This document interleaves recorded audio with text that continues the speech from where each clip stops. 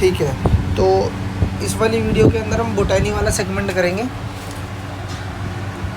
इसके बाद वाले जो सेगमेंट हैं या इसके बाद वाला जो टॉपिक है वो हम जो है जो इम्पोर्टेंट टॉपिक होगा पहले वो कवर करेंगे, और जो मुझे लगता है लेस इम्पोर्टेंट होगा उसको अगली नेक्स्ट वीडियो के अंदर, मतलब जो लास्ट वीडियोज़ होंगी उसमें कवर अप कर लेंगे। ठीक है, तो हम बोटैनी देखते हैं।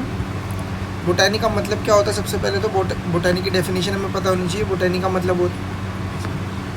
का मतलब होता है कि हम किसी भी प्लांट या किसी भी ट्री की स्टडी करते हैं, उसे हम बोटैनी कहते हैं।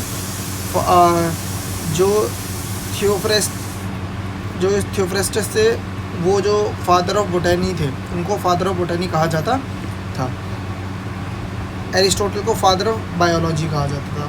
अब बात करते हैं कि 1883 के अंदर आइकलर ने बोटैनिकल वर्ल्ड को, मतलब जो भी प्लांट्स हो गए, ट्रीज़ हो गए, जितने भी प्लांट्स ट्रीज़ हो गए, उनके सब को उन्होंने डिस्ट्रीब्यूट करा, डिवाइड करा, और उस डिस्ट्रीब्यूशन को हम कहते हैं क्लासिफिकेशन ऑफ प्लांट किंगडम। उन्होंने दो हिस्से में बांटा। पहले तो एक तो उन्होंने बोला क्रिप्टोग्राम्स और फेनियोग्राम्स। क्रिप्टोग्राम्स कौन से वाले सेगमेंट होता है? क्रिप्टोग्राम्स वो वाले प्लांट्स और ट्रीज़ होते हैं जिसके अंदर कोई भी सीड नहीं होता, ना ही कोई फ्लावर होता है। फेनिलोग्राम की बात करूँ, फेनिलोग्राम्स वो वाला हिस्सा होता है जिसके अंदर सीड और फ्लावर होते हैं, जो बियर करता है, मतलब सीड भी मिलता है उन प्लांट्स में और फ्लावर्स भी मिलते हैं उस प्लांट्स के अंदर। क्रिप्टोग्राम की बात करूँ तो क्रिप्टोग्राम को उन्होंने और सब डिवाइड करा 3 के अंदर: थैलोफाइट्स, ब्रायोफाइट्स, पेट्रिडोफाइट्स। इसके बारे में अभी हम अच्छे से आगे एक्सप्लेन करूँगा आपको। ठीक है, यहाँ पर अगर बिल्कुल बेसिक बात करूँ, मतलब एक डेफिनेशन देना चाहूँ, डेफिनेशन में मतलब एक डिफरेंस देना चाहूँ, तो थैलोफाइट्स वो होते हैं ना, इनका कोई भी पार्ट जो होता है डिफ्रेंशिएट नहीं होता है, मतलब कि कोई भी रूट्स, स्टेम्स, लीव्स अलग से नहीं होते, सब सेम दिखाई देते हैं।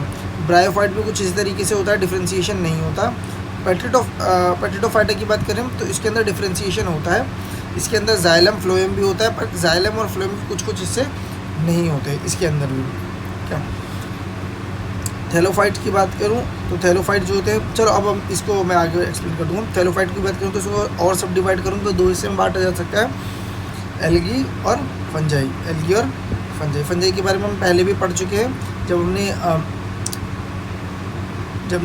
उसको WH विटकर के अंदर क्लासिफिकेशन देखी थी। उन्होंने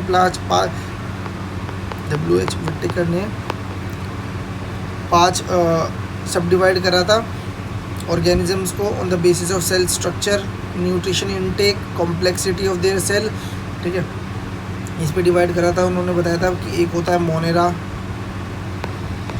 दूसरा प्रोटिस्टा, तीसरा फंजाई, एक सेकेंड,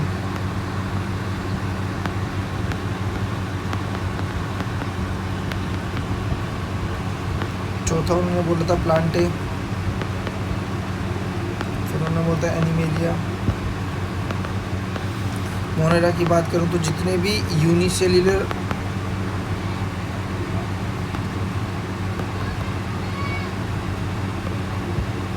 प्रोकैरियोट होते हैं वो। प्रोटिस्टा की बात करूं तो जितने भी यूनिसेल्युलर यूकेरियोट होते हैं वो। फंजाई की बात करूं तो जितने भी नॉन ग्रीन प्लांट्स होते हैं। और फंजाई की बात करूं तो ये यूनिसेल्युलर भी हो सकते हैं, ये मल्टीसेल्युलर भी हो सकते हैं।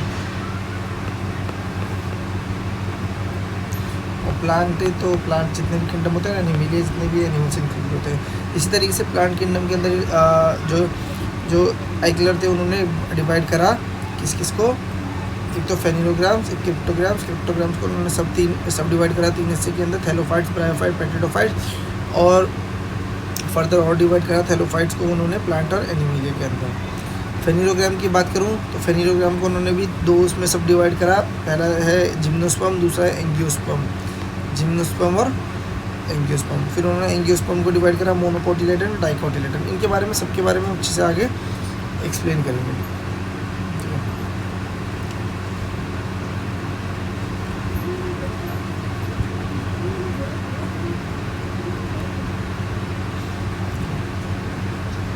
जिम्नोस्पर्म अगर कहूँ तो ऐसे प्लांट्स जिनके जो सीड्स होते हैं वो कवर नहीं होते, जिनके जो सीड्स होते हैं कवर नहीं होते। एंजियोस्पर्म की बात करूँ तो ऐसे प्लांट्स जिनके सीड्स होते हैं कवर होते हैं।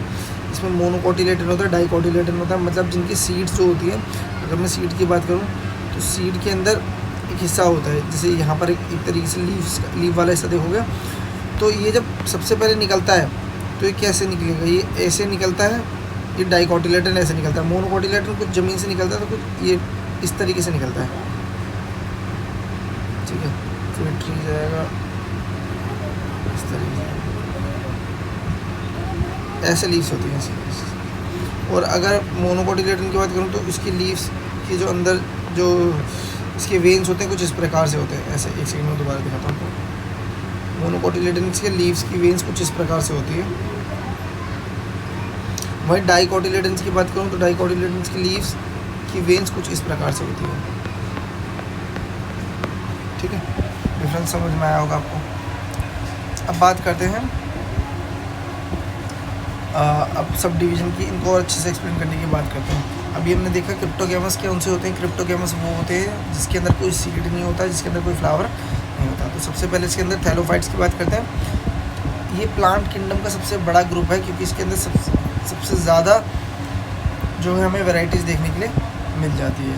इनकी बॉडी डिफ्रेंशिएटेड नहीं होती, मतलब आपको अगर ये प्लांट देखोगे तो इसमें अलग से रूट, स्टेम, लीव्स नहीं दिखाई देगी, तो पूरा का पूरा एक ही जैसा दिखाई देगा। जैसे आप एल्गी है, काई देखी है आपने घर के अंदर या कहीं बाहर, कहीं आपने अगर काई देखी हो तो काई देखना, उसमें कोई स्टेम नहीं, कोई रूट नहीं, कोई फ्लावर्स नहीं, कुछ नहीं, एक ग्रीन कलर का पूरा पोर्शन दिखाई देता है। तो वो कुछ इस तरीके से होता है। इनके अंदर कंडक्टिव टिश्यू नहीं होते, मतलब एक जगह से दूसरी जगह न्यूट्रिएंट्स, वाटर को ले जाने वाले टिश्यूज़ नहीं होते। अगर थैलोफाइट्स को डिवाइड करें तो दो के अंदर डिवाइड कर सकते हैं हम, एल्गी और फंजाई के अंदर। एल्गी की स्टडी को क्या बोलते हैं, फाइकोलॉजी, हमने पहले भी देख चुके हैं। अगर मैं सेल की स्टडी की बात करता हूँ तो उसे साइटोलॉजी कहते हैं। वायरस की स्टडी की बात करें तो वायरोलॉजी कहते हैं, ठीक है। अब यहाँ पर बात कर रहे हैं हम एल्गी की स्टडी की बात करें तो हम फाइकोलॉजी कहते हैं,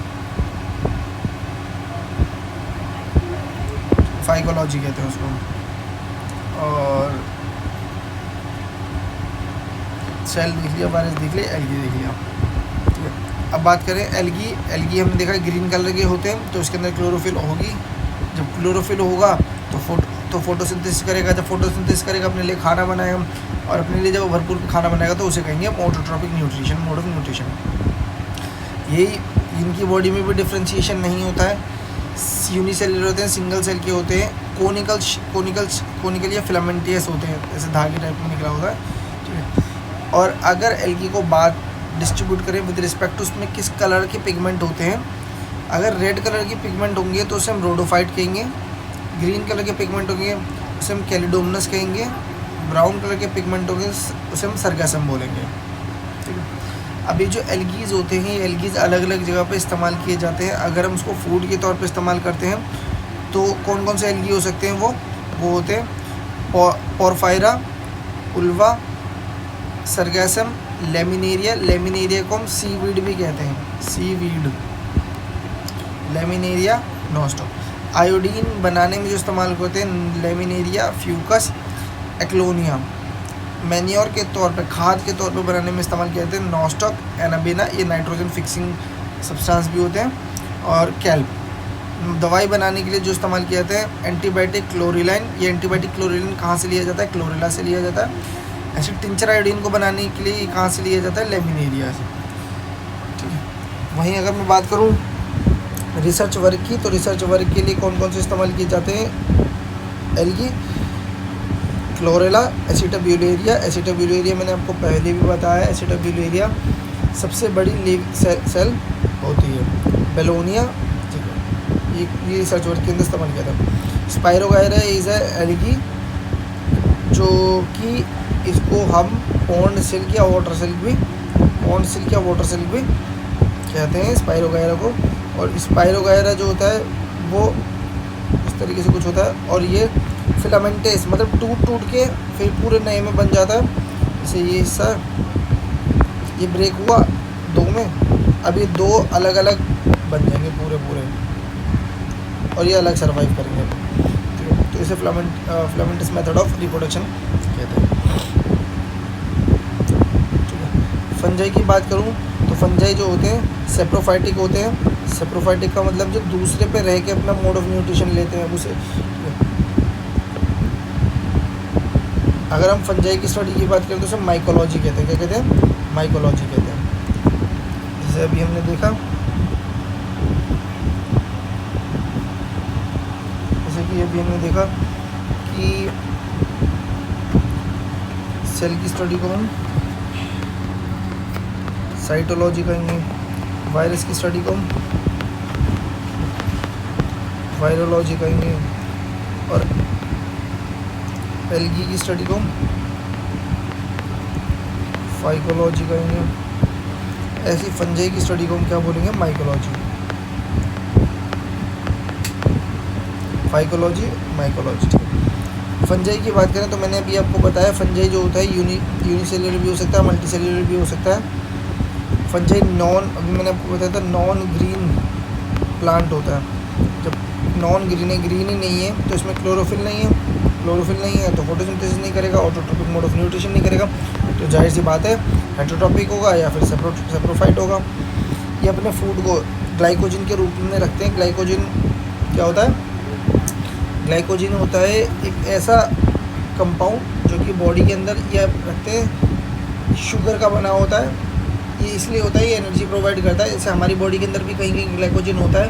ये किस लिए होता है कि मान लो हम खाना नहीं खा रहे हैं तो हमें एनर्जी नहीं मिलेगी, तो उस टाइम पे ये क्या करेगा कि उस ग्लाइकोजन से फैट लेकर और उससे एनर्जी कंज्यूम करेगा। ठीक है, फंगी की सेल वॉल जो होती है वो चिटिन से बनी होती है, हमने देखा हुआ चिटिन से बनी होती है। फंगी के ऊपर धागे जैसे स्ट्रक्चर निकले हुए होते हैं, फंगी के ऊपर धागे जैसे, उसे हाइफी कहते हैं। क्या कहते हैं? हाइफी। बहुत सारे फंगस जो होते हैं डिजीज़ करते हैं। यहाँ पर कुछ डिजीज़ के नाम दिए हुए, ये तो आप पढ़ लेना।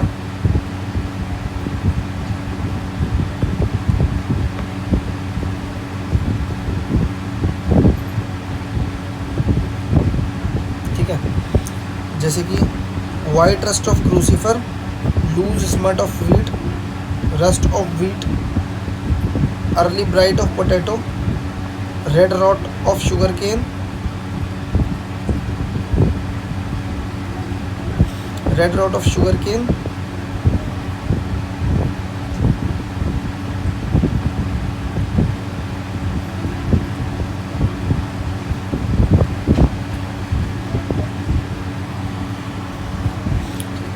Red rot of sugar cane answer है क्या? ठीक है, tikka disease of groundnut, wart disease of potato, brown leaf spot of rice, late blight of potato, damping off a seedling. ये कुछ डिजीज़ हैं जो कि ईस्ट के द्वारा होती है। अब ऐसे ही फंजाई के द्वारा होती है और इसके अंदर ईस्ट होता है। East is also an fungi, east भी फंजाई ग्रुप के अंदर आता है। ऐसी राइजोपस एक फंजाई है जिसे हम ब्रेड मॉल्स भी कहते हैं। एफ्लाटॉक्सिन एक टॉक्सिन सब्सटेंस है जो कि फंजाई के द्वारा रिलीज़ किया जाता है। ऐसी फंजाई के अंदर आता है लिचेंस। लिचेंस क्या है? Lichens is a symbiotic relation between algae and fungi. ठीक है, लिचेंस जो होते हैं रॉकी समान सबस्ट्रेट पे मतलब उगते हैं मतलब ग्रो करते हैं और उन सबस्ट्रेट्स को हम कहते हैं लेक्सिकलर्स। क्या बोलते हैं? लेक्सिकलर्स। लिचेंस की बात करी थी तो हम लिचेंस को जो हम लिटमस पेपर में भी इस्तेमाल करते हैं, जो कि बताता है किसी भी सब्सटेंस को कि वो एसिडिक है या फिर बेसिक है। अब अभी हमने थैलोफाइट देखा, अब हम ब्रायोफाइट देखेंगे। ब्रायोफाइट जो होता है first group of land plant है। लैंड प्लांट सबसे पहले ग्रुप की बात करें जो सबसे पहले जो लैंड पे आया था, तो first group of land plant कौन से? ब्रायोफाइट्स है। इसके अंदर ना जाइलम होता है ना फ्लोएम टिश्यू होता है, ये भी उसी की तरह होता है। 25,000 से आसपास इसके ज़्यादा इसके अंदर स्पीशीज़ होती है। ना जाइलम है ना फ्लोएम है और ना ही इनकी बॉडी पार्ट्स डिफ्रेंशिएट होते हैं, ना ही मतलब स्पेशली लीव्स, स्टेम्स, रूट्स आपको देखने के लिए मिलेगी। जैसे इनको ब्रायोफाइट्स को जो होते हैं प्लांट्स किंगडम का एम्फीबियंस कहा जाता है। क्या कहा जाता है? प्लांट किंगडम का एम्फीबियंस कहा जाता है। इसके अंदर कौन कौन से इंक्लूड होते हैं ग्रुप? ब्रायोफाइट्स के अंदर मॉसेस हो गए, ठीक है, लिवरवॉर्ट्स हो गए, ये कुछ ग्रुप्स होते हैं। मॉसेस के अंदर जैसे कि फ्यूनेरिया हो गया, पॉलीट्रिकम हो गई, स्फंगम हो गया, लिवरवॉर्ट के अंदर जो होता है रिकिया मार्चेंटिका, कुछ इस तरीके से होता है। वो मॉसेस के अंदर जो वाटर कंडक्शन होता है एक जगह से दूसरी जगह, देखो इसके अंदर जाइलम तो नहीं है, पर ऐसे अगर वाटर को एक जगह से दूसरी जगह लेके जाना होगा, कंडक्शन करना होगा, तो इनकी सेल जो पैरेन्काइम होती है उसके द्वारा करते हैं। ये बात करें स्फंगम की बात करें तो इसको एज अ फ्यूल और एंटीसेप्टिक भी इस्तेमाल किया जाता।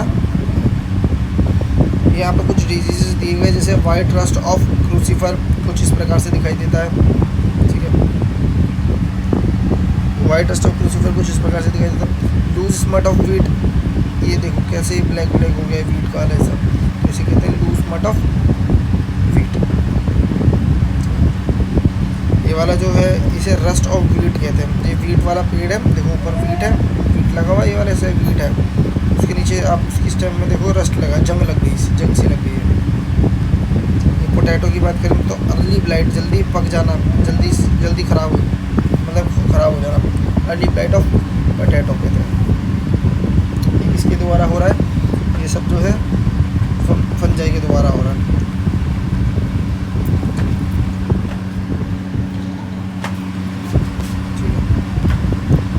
जैसे शुगर केन ख़राब हो जाता है, इसे कहते हैं red rot of sugar cane, red rot of sugar cane. यहाँ पर हम बात करें तो tikka disease of groundnut, tikka disease of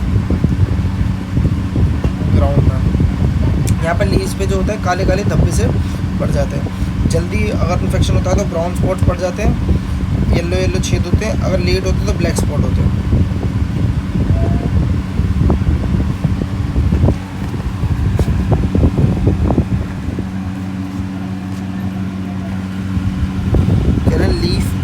Late leaf spot infection in seeds and shells of the groundnut। ये पोटैटो है, इसे कहते हैं रॉट डिजीज ऑफ पोटैटो। ये है brown leaf spot of rice, rice के खराब होने पर होता है। अब हम बात करें, अभी हमने सबसे पहले क्या देखा,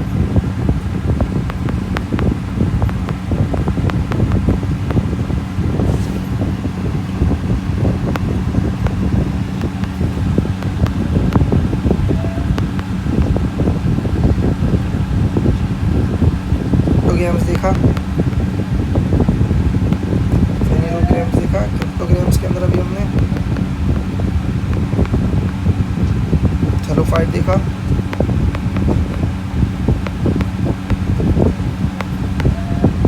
ब्रायोफाइट देखा। अब हम देखेंगे पेट्रिडोफाइट, ठीक है, पेट्रिडोफाइट देखेंगे।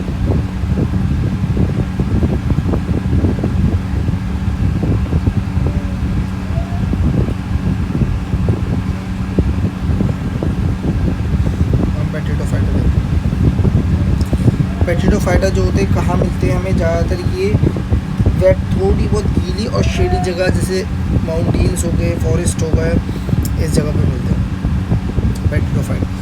इनके अंदर हमें रूट्स, स्टेम्स और लीव्स देखने के लिए मिल जाएगी, ठीक है। ये रिप्रोड्यूस कैसे करते हैं? रिप्रोड्यूस बाय स्पोर्स करते हैं। जैसे किसी प्लांट है, प्लांट की लीव है तो उसके ऊपर स्पोर्स उग जाते हैं, ऐसे करके छोटे छोटे होते हैं, बहुत छोटे छोटे होते हैं, दिखते हैं ये स्पोर्स क्या करेंगे, इसको बोलते हैं स्पोरेंजिया। क्या बोलते हैं? इस पूरे ग्रुप को बोलेंगे स्पोरेंजिया। स्पोरेंजिया के अंदर स्पोर्स होते हैं। जब ये स्पोर्स बस्ट करते हैं, फटते हैं, तो स्पोर्स दूर दूर जा जाके गिरते हैं और इस तरीके से यही प्लांट जो होते हैं पेट्रिडोफाइट दोबारा उगते हैं। ऐसे लीव्स स्पोरेंजिया बियरिंग लीफ फर, ऐसे लीव जिस पे स्पोरेंजिया होते हैं उन्हें हम सोरस कहते हैं। कहते हैं सोरस कहते हैं। इनके पेट्रिडोफाइट की बात करें तो पेट्रिडोफाइट के पास कंडक्टिंग टिश्यू होते हैं, मतलब जाइलम भी होगा, फ्लोएम भी होगा। पर एक दिक्कत है, जाइलम का जो है वेसल्स नहीं होंगे। अभी हम पढ़ेंगे कि जाइलम के अंदर जाइलम के क्या क्या पार्ट होते हैं, ठीक है। जाइलम के अंदर वेसल्स नहीं होंगे और उसके अंदर कंपाइनियन सेल नहीं होंगे,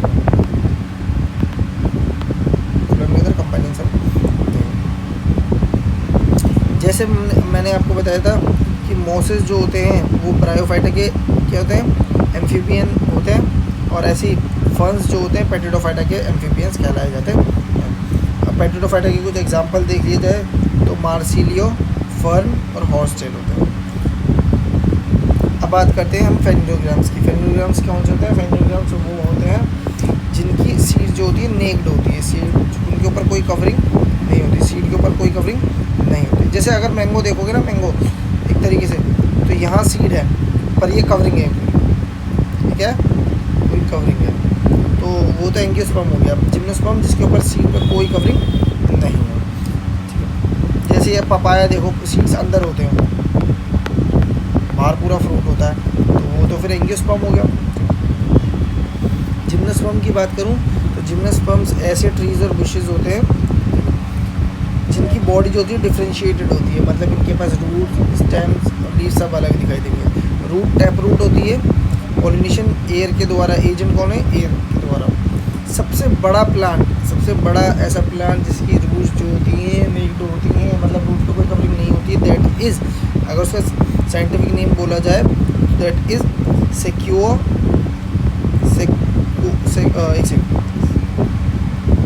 सेक्यूया जाइजेंटिया। 120 मीटर का, 120 metre, such a huge tree. इसको रेड वुड ऑफ कैलिफोर्निया भी कहा जाता है। ऐसे ही ये सबसे बड़ा हो गया। सबसे छोटा प्लांट की बात करें तो ज़ेमिया पाइगमिया, ज़ेमिया पाइगमिया ये है सबसे छोटा प्लांट।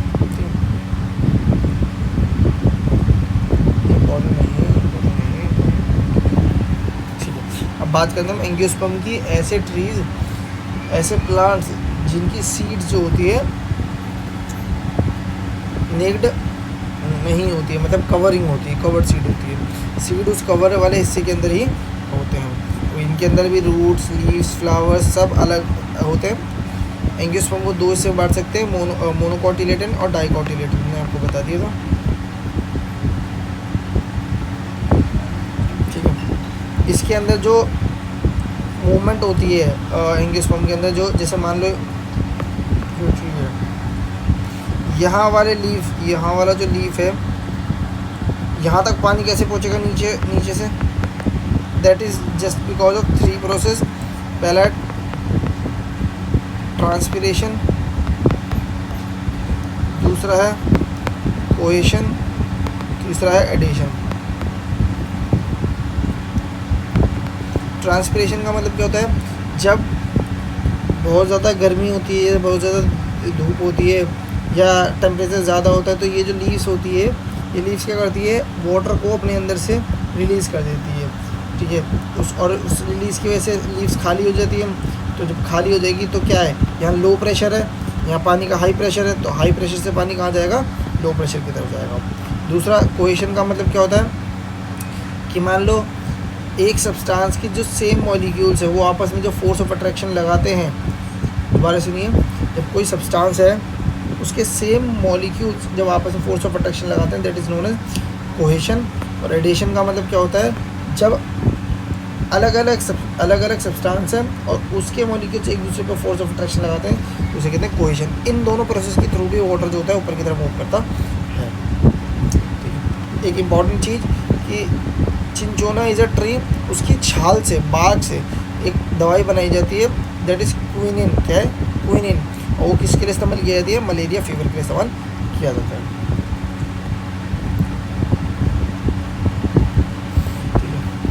एक सबसे ज़्यादा मतलब जो एक वीड है जो बहुत ज़्यादा बंगाल के अंदर उगती है और बहुत ज़्यादा वो जगह क्रॉप गिरती है, क्रॉप्स को डैमेज करती है, that is known as Eichhornia क्रेसिपेस।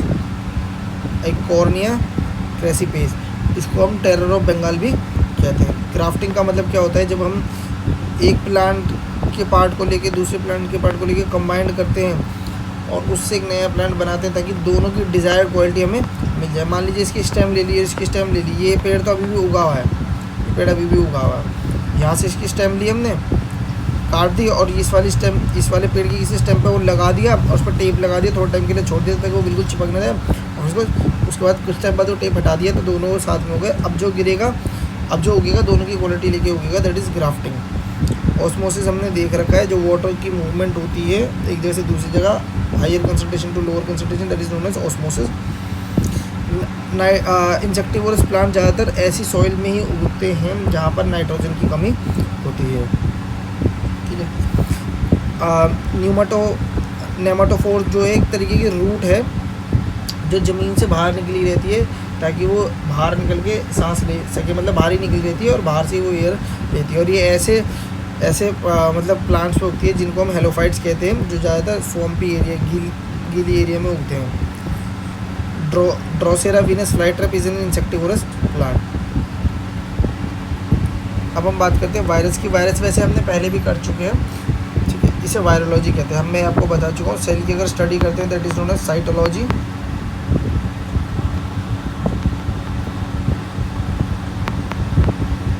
ठीक है, वहीं अगर वायरस की बात करें तो वायरस की स्टडी को वायरोलॉजी, एलगी की स्टडी की बात करते हैं एलगी की स्टडी को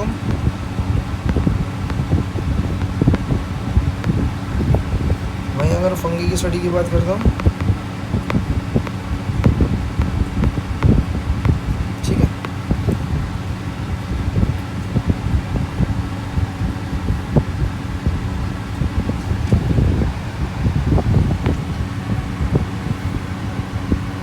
अब हम बात करते हैं वायरस ना ही लिविंग होता है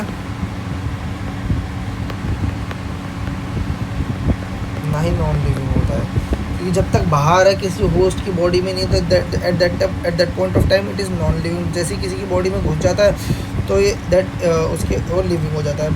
ध्यान दीजिए, ये अपना कोई भी प्रोटीन या एंजाइम नहीं बना सकता। अगर ये बना सकता तो इसको किसी होस्ट की ज़रूरत नहीं पड़ती। इसके पास 3 ही एंजाइम्स होते हैं, इसके अलावा कोई एंजाइम नहीं होता। एक होता है ट्रांसक्रिप्शन के लिए एक एंजाइम होता है ट्रांसक्रिप्टेज, एक होता है इंटीग्रेज जो ये सेल के अंदर घुसने के लिए इंटीग्रेट करने की मदद करता है, और एक और होता है न्यूक्लियस या प्रोटीएज भी कहते हैं इसको, कुछ ऐसा करें। ठीक है, इसकी बात करें तो इसके पास 2 तरीके के वायरस होते हैं। एक होते हैं जिनके पास सिर्फ डीएनए होता है एज ए न्यूक्लिक मटेरियल, और एक होता है जिनके पास सिर्फ आरएनए होता है। तो वायरस का जो न्यूक्लिक एसिड और वायरस जो होते हैं न्यूक्लिक एसिड और प्रोटीन मतलब एंजाइम से बने हुए। तो न्यूक्लिक एसिड्स का मतलब मैंने आपको बता चुका हूँ, जो उनके डीएनए के अंदर, जो उनके न्यूक्लियस के अंदर होता है, जैसे डीएनए हो गया, इसके अलावा और उनके न्यूक्लियर प्लाज्मा हो गया, इसके अलावा प्रोटीन्स हो गया उसके अंदर, इस तरीके से। ठीक है, ये जो होते हैं बीमार करते हैं बैक्टीरिया को और फंगी को और एनिमल्स और प्लांट्स को।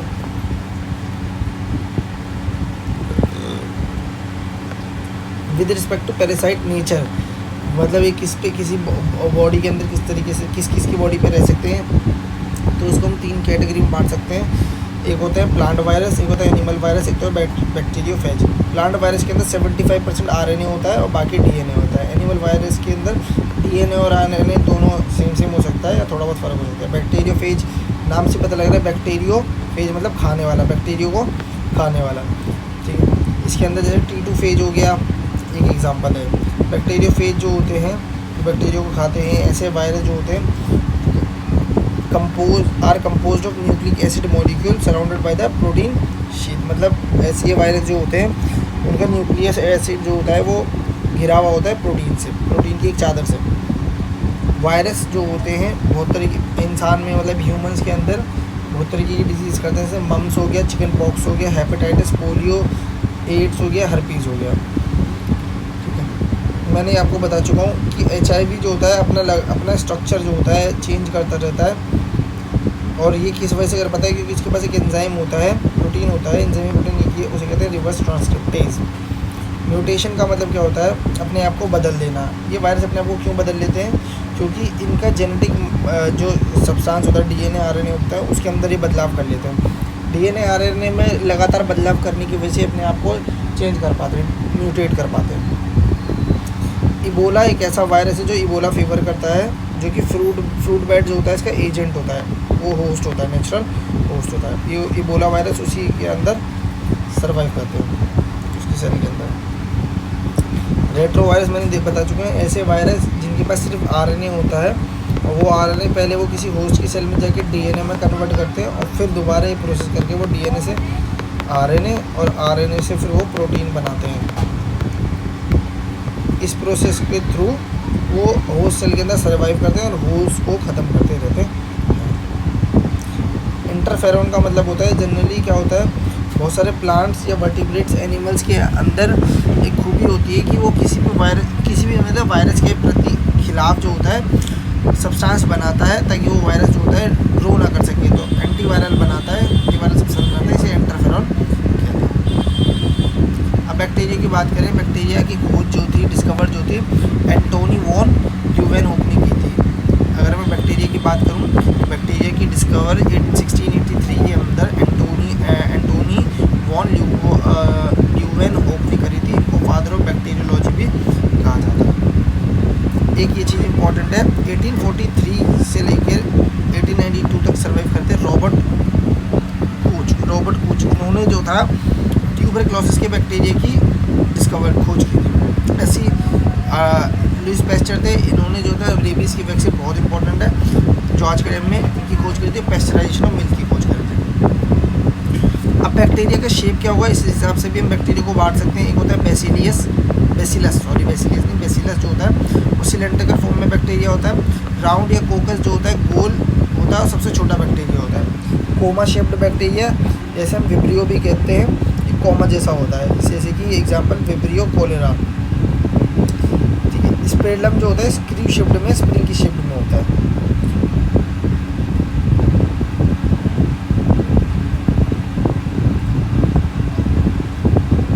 ठीक है। निट्रोसोमस जो होते हैं ऐसे बैक्टीरिया होते हैं जो नाइट्रेट NH2 को NH3 में कन्वर्ट कर देते हैं। नाइट्राइट को नाइट्रेट में कन्वर्ट करते हैं। एनाबिना और nostoc cyanobacteria the nitrogen fixing bacteria. ठीक है। इसके बाद बात करते हैं राइजोबम जो होते हैं सिम्बायोटिक बैक्टीरिया होते हैं, क्योंकि ये सिम्बायोटिक रिलेशनशिप में रूट्स के ऊपर रहते हैं। टॉक्सिन मैंने आपको बता ही दिया है। देखो पेस्चराइजेशन जो कि लुईस पैस्चर ने निकाला था, उसके दो तरीके हो सकते हैं। दो तरीके होते हैं। एक होता है लॉन्ग टर्म मेथड और एक होता है एक होता है लो टेम्परेचर होल्डिंग मेथड, एक होता है high temperature short time method. Low temperature holding method में क्या करते हैं, हम कम टेम्परेचर पे ज़्यादा देर तक दूध को बॉईल करते हैं सो दैट कि पेस्चराइजेशन हो पाए। दूसरा मेथड जो होता है हाई टेम्परेचर शॉर्ट टाइम, मतलब बहुत ज़्यादा टेम्परेचर बढ़ा दो, बहुत ज़्यादा मतलब 10 डिग्री के आसपास का डिफरेंस कर दो। क्योंकि लो टेम्परेचर के अंदर 62 का फ़ारेनहाइट का डिग्री करते हैं, इसके अंदर 72.1 कर लो, इतना 10 डिग्री का डिफरेंस कर लो। हाई टेम्परेचर के अंदर 72 डिग्री के आसपास कर लो और उसको शॉर्ट टाइम के लिए 30 सेकंड 15 सेकंड इसके आसपास के लिए आप उसको क्या कीजिए, बॉईल कीजिए। ये भी पेस्चराइजेशन का है। तो दो मेथड देखे हमने एक देखा लो टेम्परेचर, एक देखा लो टेम्परेचर और high time holding time, high time. एक था हाई टेम्परेचर शॉर्ट टाइम। इस तरीके से कर सकते हैं। टैनिंग ऑफ लेदर का मतलब क्या होता है कि लेदर की इंडस्ट्री टैनिंग ऑफ लेदर का मतलब क्या होता है, टैनिंग ऑफ लेदर का मतलब क्या होता है, टैनिंग ऑफ लेदर का मतलब होता है कि कुछ इंडस्ट्रीज़ के अंदर बैक्टीरिया का इस्तेमाल करते हैं ताकि फैट से फ़र को हटाया जा सके। इसे टैनिंग ऑफ लेदर कहते हैं। माइकोप्लाज्म बता चुका हूँ, सबसे ऐसे प्रोकैरियोटिक सेल होते हैं जो सबसे छोटे होते हैं, इन्हें माइकोप्लाज्मिक लिविंग ऑर्गेन नहीं PPLO कहते हैं, जिसकी फुल फॉर्म देखना पड़ेगा। अच्छा, वॉक्समैन जो थे इन्होंने डिस्कवरी करी थी एंटीबायोटिक स्ट्रेप्टोमाइसिन की। स्ट्रेप्टोमाइसिन एक ऐसा बैक्टीरिया है जो सबसे ज़्यादा एंटीबॉडीज़ प्रोड्यूस करता। अलेक्जेंडर फ्लेमिंग ने एंटीबायोटिक की खोज कर दी, तो हमें पता है। कंपोस्टिंग हमने देख रखा है कि बायोलॉजिकल मैटर को, जो भी जैसे प्लांट्स के वेस्ट हो गया, एनिमल वेस्ट हो गया, एनिमल की बॉडी हो गई, ये सब जो होते हैं, अगर बैक्टीरिया इसको ख़त्म करते हैं, डिकम्पोज करते हैं, तो इसे हम anaerobic condition without the presence of air, इसे हम कंपोस्टिंग कहते हैं, इसे हम कंपोस्टिंग कहते हैं।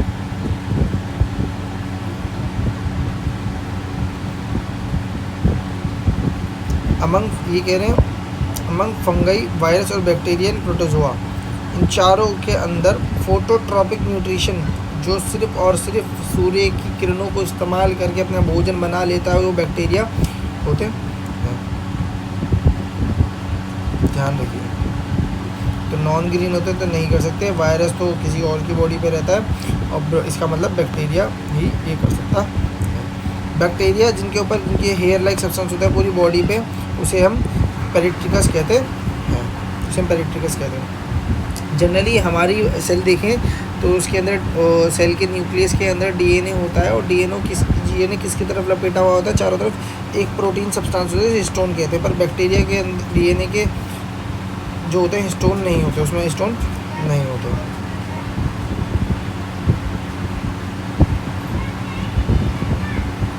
हाँ, ये देख रहे ना, स्ट्रेप्टोमाइस मैंने बता दी, जो सबसे ज़्यादा ऐसे बैक्टीरिया सबसे ज़्यादा नंबर ऑफ एंटीबॉडीज़ प्रोड्यूस करते हैं। तो हमारा ये वाला हिस्सा जो है कंप्लीट हो चुका है। इसके बाद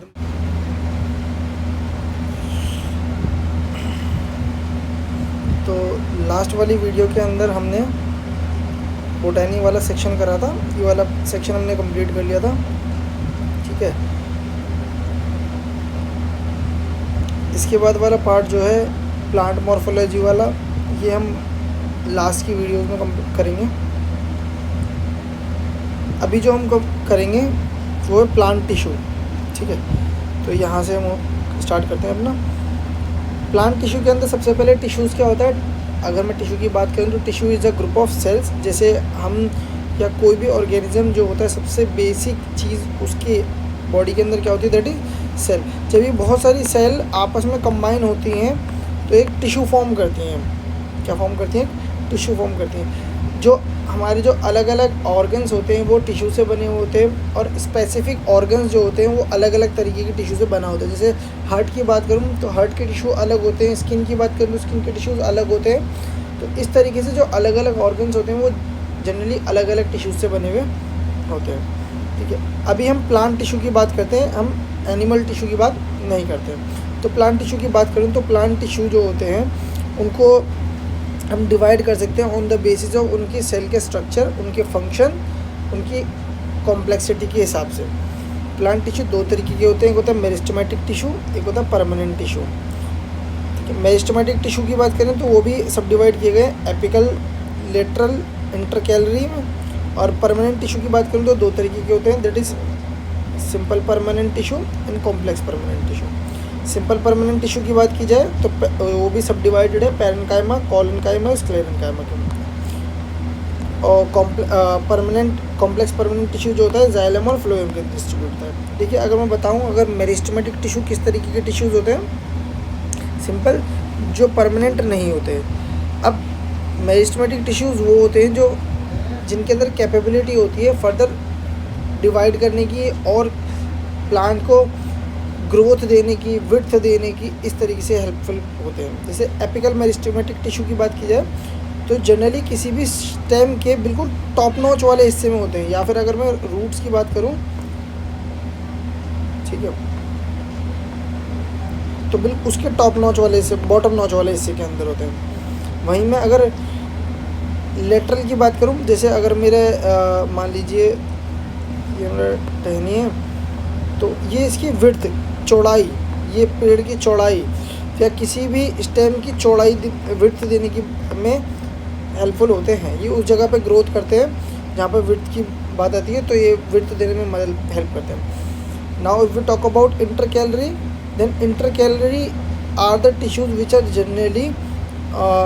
generally situated on the side, like कि अगर जैसे ये दिस इज़ अ ट्री और यहाँ पर एक स्टेम डिवाइड हो रही है, ठीक है, तो स्टेम के जिस जगह स्टेम डिवाइड हो रही होती है तो उस जगह पर ये हमारे इंटरकैलरी वाले टिश्यू होते हैं। या फिर आपको ये किसी, जैसे अगर आपके पास लीव्स है तो लीफ की जो नोड होती है तो वहाँ पर भी हमें इंटरकैलरी टिश्यू देखने के लिए मिल जाता है। परमानेंट टिश्यू जो होते हैं वो एक तरीके से, जब मेरिस्टेमेटिक टिश्यू जो स्टार्टिंग में बनते हैं, जब वो अपना कोई आखिरी में जा कर के एक परमानेंट स्ट्रक्चर बना लेता है, उसके बाद वो चेंज नहीं होगा, अपने आप को चेंज नहीं करेगा। जिसके अंदर वो परमानेंट मतलब लास्ट में आके बन गया, वो वही role whole of the life वो करता रहेगा। तो दो तरीके के परमानेंट टिश्यूज होते हैं, simple permanent tissue, complex. Simple permanent tissue के अंदर पैरेन्काइमा होता है। पैरेन्काइमा के जो होता है एक स्पेसिफिक फंक्शन नहीं होती, मल्टी स्पेशलाइज होता है, अलग अलग काम में आता है। ठीक है, ये जनरली हमें लीव्स की जो ऊपर वाली लेयर एपिडर्मिस के नीचे देखने के लिए मिलता है। वहीं कॉलनकाइमा है, स्क्लेरेनकाइमा है। स्क्लेरेनकाइमा का काम क्या होता है? These are generally dead cells, एक तरीके से डेड टिश्यूज़ होते हैं जो कि स्ट्रेंथ देने में हेल्पफुल होते हैं। जैसे अगर आप कोकोनट के ऊपर का खोल देखोगे जो बहुत ज़्यादा हार्ड होता है तो वो स्क्लेरेनकाइमा की वजह से होता है। कॉलनकाइमा के भी अलग अलग काम होता है, अभी देखेंगे। ठीक है, जाइलम जो होता है, xylem is a complex permanent tissue. Xylem का काम क्या होता है कि रूट से या फिर नीचे से मिनरल्स को वाटर के थ्रू पूरे प्लांट के अंदर डिस्ट्रीब्यूट कर दिया जाए। अब जाइलम के अंदर भी अलग अलग तरीके के पार्ट्स होते हैं, कंपोनेंट्स होते हैं। जाइलम फाइबर हो गया, वेसल्स हो गए इसके कुछ इस तरीके से। वहीं फ्लोएम की बात करें तो फ्लोएम का काम क्या होता है? फ्लोएम का काम होता है कि ये जो लीव्स है वहाँ जो खाना बन रहा है वहाँ से पूरा खाना लेके आना है और अलग अलग नीचे या साइड में अलग अलग हिस्सों को वो फूड जो है अवेलेबल कराना है। ये भी सब, इसके भी अलग अलग कंपोनेंट्स होते हैं, जैसे कि फ्लोएम कंपेनियन सेल हो गए, फ्लोएम पैरेन्काइमा हो गया, इस तरीके से। अभी हम इसको और अच्छी तरीके से आगे देखेंगे। अब देखिए मेरिस्टेमेटिक टिश्यू की डेफिनेशन इन्होंने बोल रखे है कि मेरिस्टेमेटिक टिश्यू क्या होते हैं? जो भी जगह प्लांट की ग्रो करती है, जैसे मैंने भी आपको बताया कि स्टेम की टॉप वाला हिस्सा हो गया, रूट का बॉटम वाला हिस्सा हो गया, ऐसी जगहों को मेरिस्टेम कहते हैं। तो मेरिस्टेमेटिक टिश्यू वो टिश्यू होते हैं जिसके अंदर कैपेबिलिटी होती है सेल को फर्दर डिवाइड करने की। अब जब सेल को फर्दर डिवाइड करेगा तो वो ग्रोथ देने में हेल्पफुल होगा। एक सेल जो होगा वो डिवाइड करेगा दो में, तो दो उनको क्या बोलेंगे? डॉटर सेल बोलेंगे। क्या बोलेंगे? तो जैसे अगर टॉप वाला हिस्सा है, टॉप वाले हिस्से के अंदर एक सेल डिवाइड हुआ तो वो जगह जहाँ पर वो डिवाइड हो दैट इज़ मेरिस्टेम, और डिवाइड होने के बाद वहाँ पर वो क्या करेगा? डॉटर सेल क्रिएट करेगा। वही डॉटर सेल फर्दर वो और दो में डिवाइड हो गए और इस तरीके से वो फर्दर और दो डॉटर सेल क्रिएट करेगा। इस तरीके से क्या होगा? वो कंटिन्यूसली डिवीजन होता रहेगा और उस जगह पर ग्रोथ देखने के लिए मिलती है। ठीक है, अगर मैं मेरिस्टेमेटिक टिश्यूज़ की बात करूँ, हमने देखा मेरिस्टेमेटिक टिश्यूज़ जो होते हैं जैसे कि एपिकल हो गया, इंटरकैलरी होगी, लेटरल होगी, ये जो होते हैं जनरली या तो गोल या ओवल अंडे की तरफ या मल्टी साइडेड होते हैं। मेरिस्टेमेटिक टिश्यू के सेल की जो वॉल होती है वो पतली होती है और साइटोप्लाज्म जो होता है पूरे होमोजेनस होता है, मतलब सेम तरीके का होता है। डेंस साइटोप्लाज्म होता है, न्यूक्लियस का बड़ा होता है। अच्छा, मैंने आपको एक बात बताया था कि एनिमल की जो सेल की होती है उसका न्यूक्लियस सेंटर में होता है। वहीं अगर मैं प्लांट की सेल की बात करूँ तो उसका न्यूक्लियस जनरली पेरिफेरी में, कहीं साइड में सिचुएटेड होता है। ठीक है, और अगर मैं मेरिस्टेमेटिक टिश्यू की बात करूँ तो इनकी जो सेल्स होते हैं इसके बीच में इंटरसेल्युलर स्पेस काफ़ी कम होता है। ठीक है, लैक होता है। अब बात करते हैं हम, जो हमने देखा था सब डिवाइडेड थे कि एपिकल मेरिस्टेमेटिक टिश्यू क्या होते हैं या एपिकल मेरिस्टेम वो जगह जहाँ पर टिश्यू जो होते हैं डिवाइड कर रहे होते हैं, सेल जो है डिवाइड कर रहे होते हैं। तो एपिकल मेरिस्टेम क्या होता है? जनरली मैंने आपको बताया था ये रूट, ये स्टेम की एपेक्स मतलब बिल्कुल टॉप वाली जगह जो होती है। जैसे अगर ये स्टेम है ऊपर तो इसकी टॉप वाली जगह होगी, एपेक्स पॉइंट हो गई। अगर नीचे रूट है तो रूट के बिल्कुल एपेक्स वाली पॉइंट हो गई। ठीक है, तो ये क्या करता है? ग्रोथ करने में मदद करता है, तो इनिशियल ग्रोथ में मदद करता है, लेंथ में। ठीक है, अगर वहीं मैं लेटरल मेरिस्टेम की बात करूँ तो मैंने आपको बताया जनरली स्टेम की विड्थ को करने में, विड्थ को इंक्रीज़ करने में मदद करता है लेटरल मेरिस्टेम। यहाँ पर जो होते हैं टिश्यू डिवाइड होते हैं और डिवाइड होने की वजह से जो गर्थ मतलब बेस होती है, जैसे अगर ये ठीक है तो इसका बेस जो हो गया, ये बेस हो गया, तो इसकी ये स्टेम की या रूट की गर्थ को, विड्थ को इंक्रीज करने में मदद करता है। वहीं मैं अगर आपको बोलूँ इंटर कैलरी मेरिस्टेम, तो मैंने आपको बताया is generally at the base of the internode या लीव्स। जैसे अगर ये ट्री है, मान लीजिए एक सेकंड, मान लीजिए ऐसे एक ट्री है हमारा, अब ये मान लीजिए सब डिवाइड हो रहा है, तो इस जगह पे ये होगी जहाँ पर दो डिवाइड हो रहा होता है वहाँ पर होते हैं। या फिर अगर ये मेरी लीव है तो लीव की इस वाले हिस्से में देखने के लिए मिल जाएगा। ठीक, इनफैक्ट दिस इज इनफैक्ट इसको जो इंटर कैलरी मेरिस्टेम होता है, ये क्या होता है, एपिकल मेरिस्टेम का रिमेन्स होता है which is divided by incoming of the permanent tissues in the centre.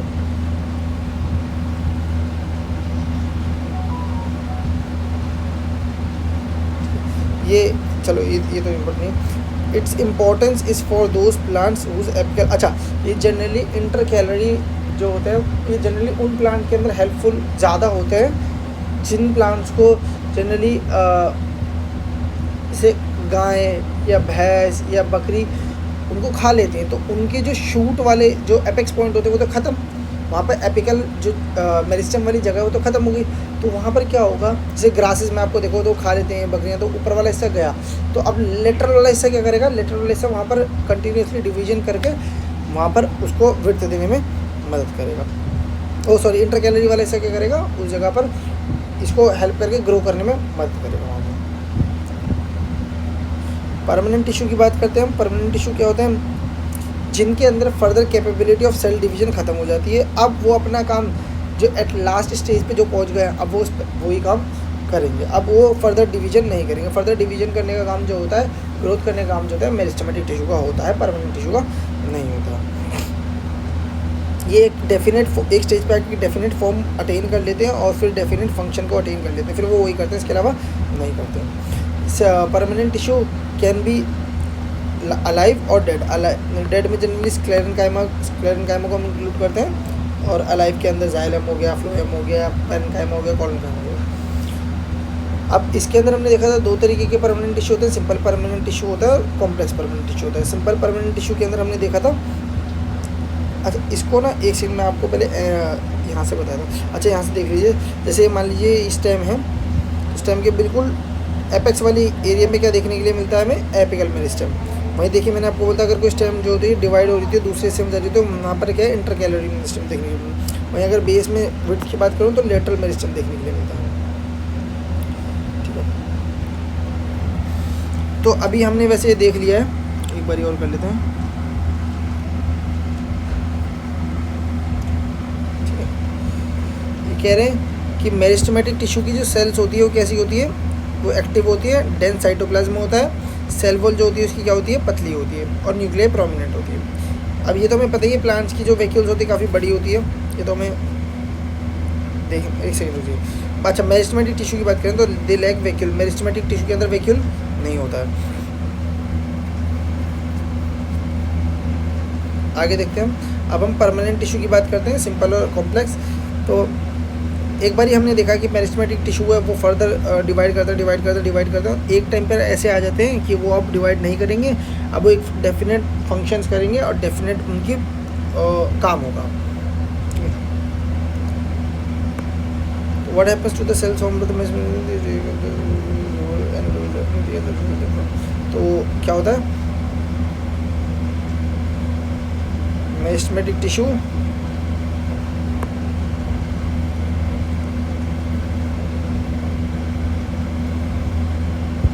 Loose the ability to divide, जिसकी वजह से क्या होता है, as a result they form a permanent tissue,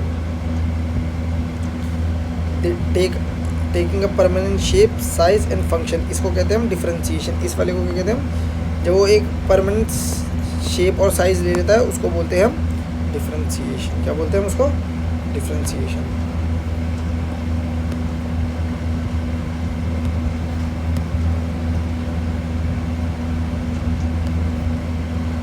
ठीक है, इस डिफरेंशिएशन की वजह से अब उसने क्या करा, मेरिस्टेमेटिक टिश्यू ने डिवाइड करा और एक टाइम पर आके एक परमानेंट डिज़ाइन उसका स्ट्रक्चर आ गया, वो परमानेंट एक स्पेसिफिक काम करेगा।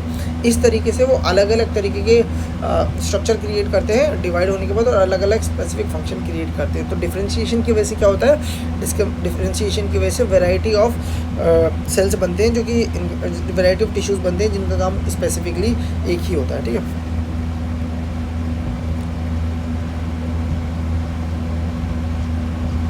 अब हम सबसे पहले बात करते हैं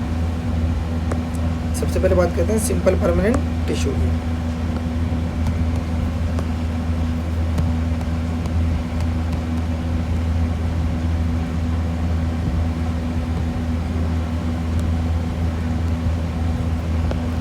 सिंपल परमानेंट टिश्यू क्या होता है? सिंपल परमानेंट टिश्यू जो होते हैं 4 तरीके के होते हैं, 3 तरीके के होते हैं, parenchyma, collenchyma, sclerenchyma.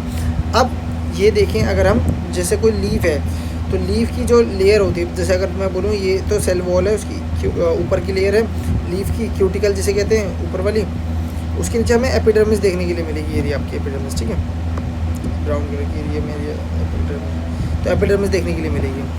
A few layer of cell beneath the epidermis, तो उसके नीचे few layers of cells beneath the epidermis are generally simple permanent tissue. Parenchyma जो होता है परमानेंट टिश्यू होता है, अनस्पेशलाइज सेल होती है, ऐसा नहीं किसी स्पेशली किसी एक पर्टिकुलर चीज़ के लिए बना होता है, इसकी सेल वॉल थिन होती है, लिविंग होते हैं, लूजली अरेंज्ड होते हैं, ठीक है, large space between the cell, ठीक है। ये जो क्या होते हैं पेरेन्काइमा का काम क्या होता है, generally store food, this parenchyma generally store food. कभी कभी जो होता है, कभी कभी जो पेरेन्काइमा के अंदर in some situation it contain chlorophyll अगर और फोटोसिंथेसिस, अगर किसी पेरेन्काइमा के अंदर फोटोसिंथेसिस है तो उसे हम क्या बोलेंगे, क्लोरेन्काइमा। क्या बोलेंगे, क्लोरेन्काइमा, कोलेनकाइमा नहीं, क्लोरेन्काइमा। कभी कभी क्या होता है, जैसे अभी देखा हमने सबसे ऊपर जो क्यूटिकल एक वाइट ट्रांसपेरेंट मटेरियल होता है जो क्या करता है, प्रोटेक्ट करता है बाहर के एनवायरनमेंट से लीफ को। तो कभी कभी क्या होता है, इस क्यूटिकल के नीचे एपिडर्मिस के नीचे जो होता है हमें परमानेंट टिश्यू देखने के लिए मिलता है, जैसे पेरेन्काइमा। ये पेरेन्काइमा को एक स्पेशलाइज काम के लिए मिलता है, अनस्पेशलाइज सेल से बना होता है, और अनस्पेशलाइज काम के लिए होता है, अलग अलग काम के लिए। अगर पेरेन्काइमा फोटोसिंथेसिस, उसके अंदर क्लोरोफिल और फोटोसिंथेसिस करता है तो उसे हम क्लोरेन्काइमा बोलेंगे। क्या बोलेंगे, क्लोरेन्काइमा। अगर वहीं मैं एक्वेटिक प्लांट की बात करूँ, एक्वेटिक प्लांट के अंदर जो पेरेन्काइमा होते हैं उसके सेल वॉल के अंदर काफ़ी जगह होती है जहाँ पर वो एयर ट्रैप हो जाती है, और उस ट्रैप होने की वजह से पेरेन्काइमा क्या मदद करता है, उसको फ्लोट करने में मदद करता है उस प्लांट को। Aquatic plant large air cavities are present in air parenchyma, जिसकी वजह से वो फ्लोट कर पाता है, तो उसको हम क्या बोलते हैं, एरेन्काइमा बोलते हैं। क्या बोलते हैं, एरेन्काइमा बोलते हैं। ये कहते हैं जो प्लांट की फ्लेक्सिबिलिटी होती है is due to another permanent tissue, जिसे हम कोलेनकाइमा कहते हैं। प्लांट की जो फ्लेक्सिबिलिटी होती है वो दूसरे परमानेंट टिश्यू जिसको हम कोलेनकाइमा कहते हैं उसकी वजह से मिलती है। ये अलाउ करता है प्लांट को बेंड करने में, allow bending of various parts of the plants like tendrils in stems the climbers without breaking, ठीक है, मतलब टूटे बिना ये बेंड करने में मदद करता है। बेसिकली फ्लेक्सिबिलिटी प्रोवाइड करता है किसी भी प्लांट को, और मैकेनिकल सपोर्ट प्रोवाइड करता है।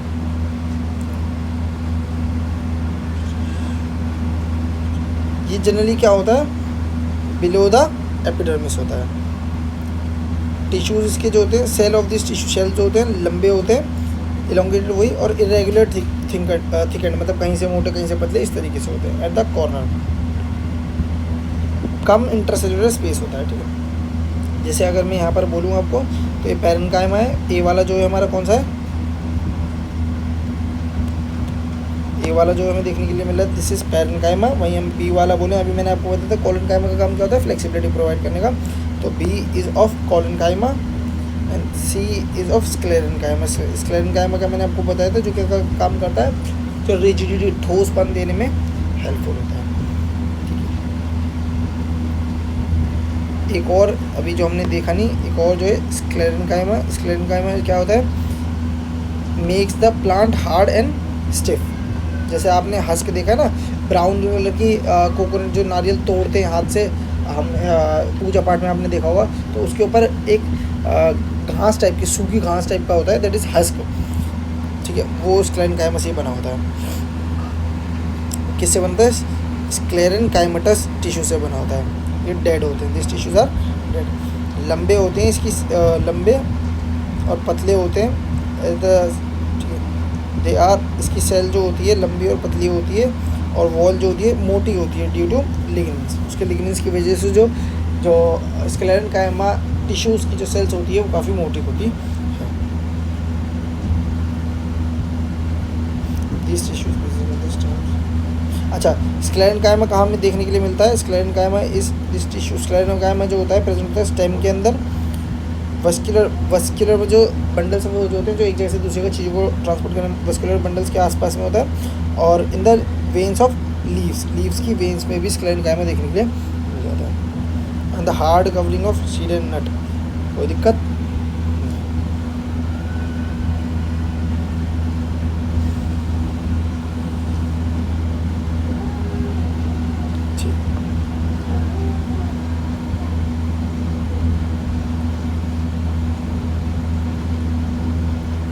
अब बात करते हैं एपिडर्मिस। एपिडर्मिस क्या होती है? जब आप लीफ देखोगे, लीफ के ऊपर की खाल को हल्का सा हटाएंगे, जैसे अगर यहाँ पर एक इन्होंने एक्टिविटी बोल रखी है, इन्होंने बोल रखा है एक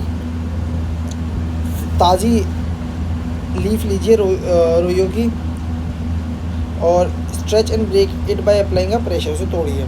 जब आप उसको तोड़ते हैं, keep it stretch gently so that some peels of the skin, ताकि ऐसे तोड़ते वक्त थोड़ा उसके ऊपर एक आपको एक चादर सी दिखाई देगी, पतली सी पन्नी, उसको हटाइए,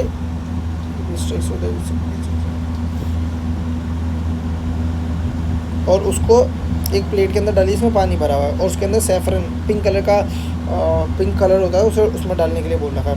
थोड़ी देर रुकिए और फिर उसको एक माइक्रोस्कोप वाली जो स्लाइड होती है उसके ऊपर रखिए। आपको क्या देखने के लिए मिलता है? आपको एक लेयर, सेल की लेयर दिखाई देखने के लिए मिलती है, जो ज़्यादा थिक नहीं होती है, ठीक है, ज़्यादा थिक नहीं होती है, उसे बोलते हैं एपिडर्मिस। क्या बोलते हैं?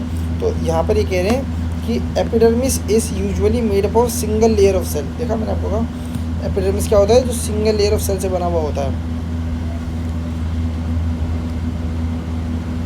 और कभी कभी may be thicker since protection against the water loss. कभी कभी एपिडर्मिस जो होता है थोड़ा मोटा देखने के लिए मिल जाएगा, ताकि वाटर की लॉस कम हो। थोड़ा मोटा होगा तो अंदर से पानी बाहर कम जा पाएगा, ठीक है। Epidermal cell on the aerial parts of the plant often secrete. कभी कभी क्या होता है कि अगर जो जैसे लीफ है जो एयर के अंदर रहती है, एयर वाले पार्ट में रहती है, तो कभी कभी क्या होता है, कभी कभी नहीं, मतलब जो एपिडर्मल सेल होती है वो वाइट कलर का कोट जो होता है वैक्सी सब्सटेंस सीक्रेट करती है, उसे हम क्यूटिक्स कहते हैं। यहाँ पर एक second, part of the plant often secret a vaccine water resistance layer. ये क्या करता है? ये वाटर को लॉस करने में वाटर को लॉस करने से प्रिवेंट करने में हेल्प करता है, मैकेनिकल इंजरी से बचाता है, पैरासाइट फंगी से बचाता है, इन सब चीज़ों से बचाता है।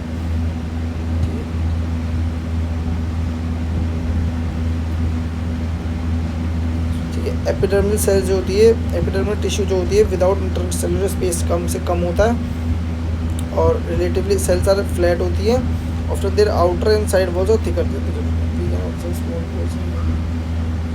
ये तो हमें पता ही, जो एपिडर्मिस लीफ के आसपास हमें छोटे मोटे स्मॉल पोर्स दिखाई देते हैं, उसे हम स्टोमेटा कहते हैं, ठीक है। स्टोमेटा के दो जो साइड में किडनी जैसी शेप की सेल्स होती हैं, kidney stomatas are enclose by the 2 kidneys. Stomata जैसे छेद होता है उसके साइड में 2 किडनी देखने के लिए मिलती हैं, 2 किडनी सेल देखने के लिए मिलते हैं, उसमें गार्ड सेल्स बोलते हैं, गार्ड सेल्स बोलते हैं।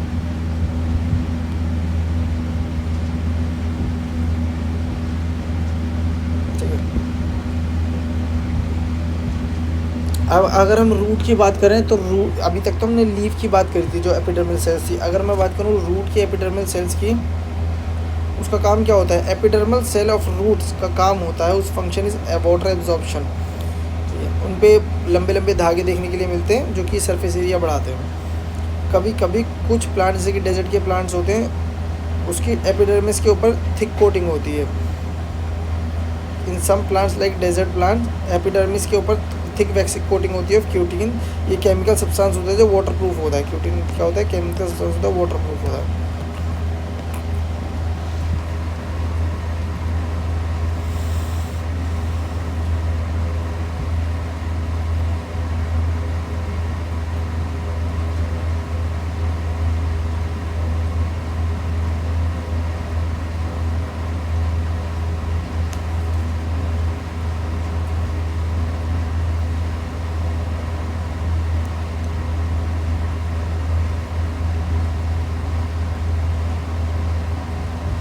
यहाँ पर ये कह रहे हैं आपसे कि is the outer layer of branch of a tree different from the outer layer of young stem. जैसे जैसे कोई ट्री है तो उसकी कोई पुरानी ब्रांच है तो उसकी जो आउटर लेयर है क्या वो, और उसमें जो नई स्टेम बनती है कोई, तो उसकी जो आउटर लेयर है वो क्या दोनों अलग होती हैं?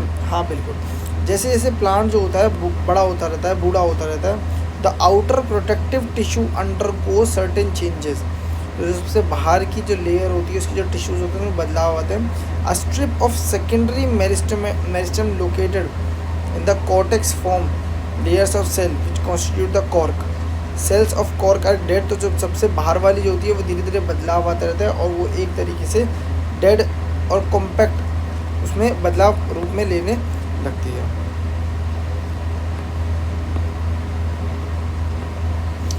जिसके अंदर इंटरसेल्युलर स्पेस ना के बराबर होता है, ठीक है। They also have a substance, और उसके अंदर एक सब्सटेंस भी होता है जिसके बोलते हैं सुबरिन या सबरिन इन देयर वॉल्स, जो कि क्या करता है उसको इम्परवेसिव बनाता है गैस को एक्सचेंज करने में। अब बात करते हैं कॉम्प्लेक्स परमानेंट टिश्यू। दो तरीके के कॉम्प्लेक्स परमानेंट टिश्यूज़ होते हैं, एक जाइलम और एक फ्लोएम। देखो the different types of tissue we have discuss. अभी तक हमने अलग अलग तरीके के देखे, वो सब सिंपल परमानेंट टिश्यू थे। अब हम कॉम्प्लेक्स परमानेंट टिश्यू की बात करेंगे। कॉम्प्लेक्स परमानेंट टिश्यू जो होता है दो तरीके के होते हैं, अभी हमने देखा। जाइलम और फ्लोएम जो होते हैं कॉम्प्लेक्स परमानेंट टिश्यू होते हैं। इनके अंदर जो होते हैं कंडक्टिव टिश्यू होते हैं, दे बोथ आर, ये दोनों के दोनों जो कंडक्टिंग टिश्यू होते हैं, मतलब एक जगह से दूसरी जगह सामान ले जाने में मदद करते हैं। और इनके अंदर जो होता है वेस्कुलर बंडल होता है। वेस्कुलर बंडल मतलब वही ट्यूब्स जैसी चीज़ें जो सामान पहुँचाने में हेल्पफुल करती हैं।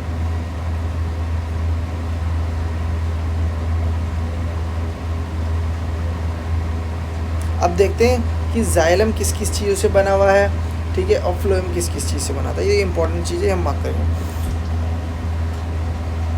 ठीक है, जाइलम कंसिस्ट ऑफ, जाइलम के अंदर क्या होता है ट्रकाई, वेसल और जाइलम पैरेन्काइमा होता है और जाइलम फाइबर होता है। ये चीज़ ध्यान रखना ज़रूरी है, ठीक है। जाइलम के अंदर क्या होता है, जाइलम के अंदर ट्रकाई, जाइलम के अंदर ट्रकाई, वेसल, जाइलम पैरेन्काइमा और जाइलम फाइबर होता है। ये कह रहे हैं ट्रकाई और वेसल की जो सेल वो वॉल होती है वो थिक होती है एंड और मैनी, और इनमें से काफ़ी जो होते हैं डेड सेल और हो जाते हैं जो वो मैच्योर होते हैं तब।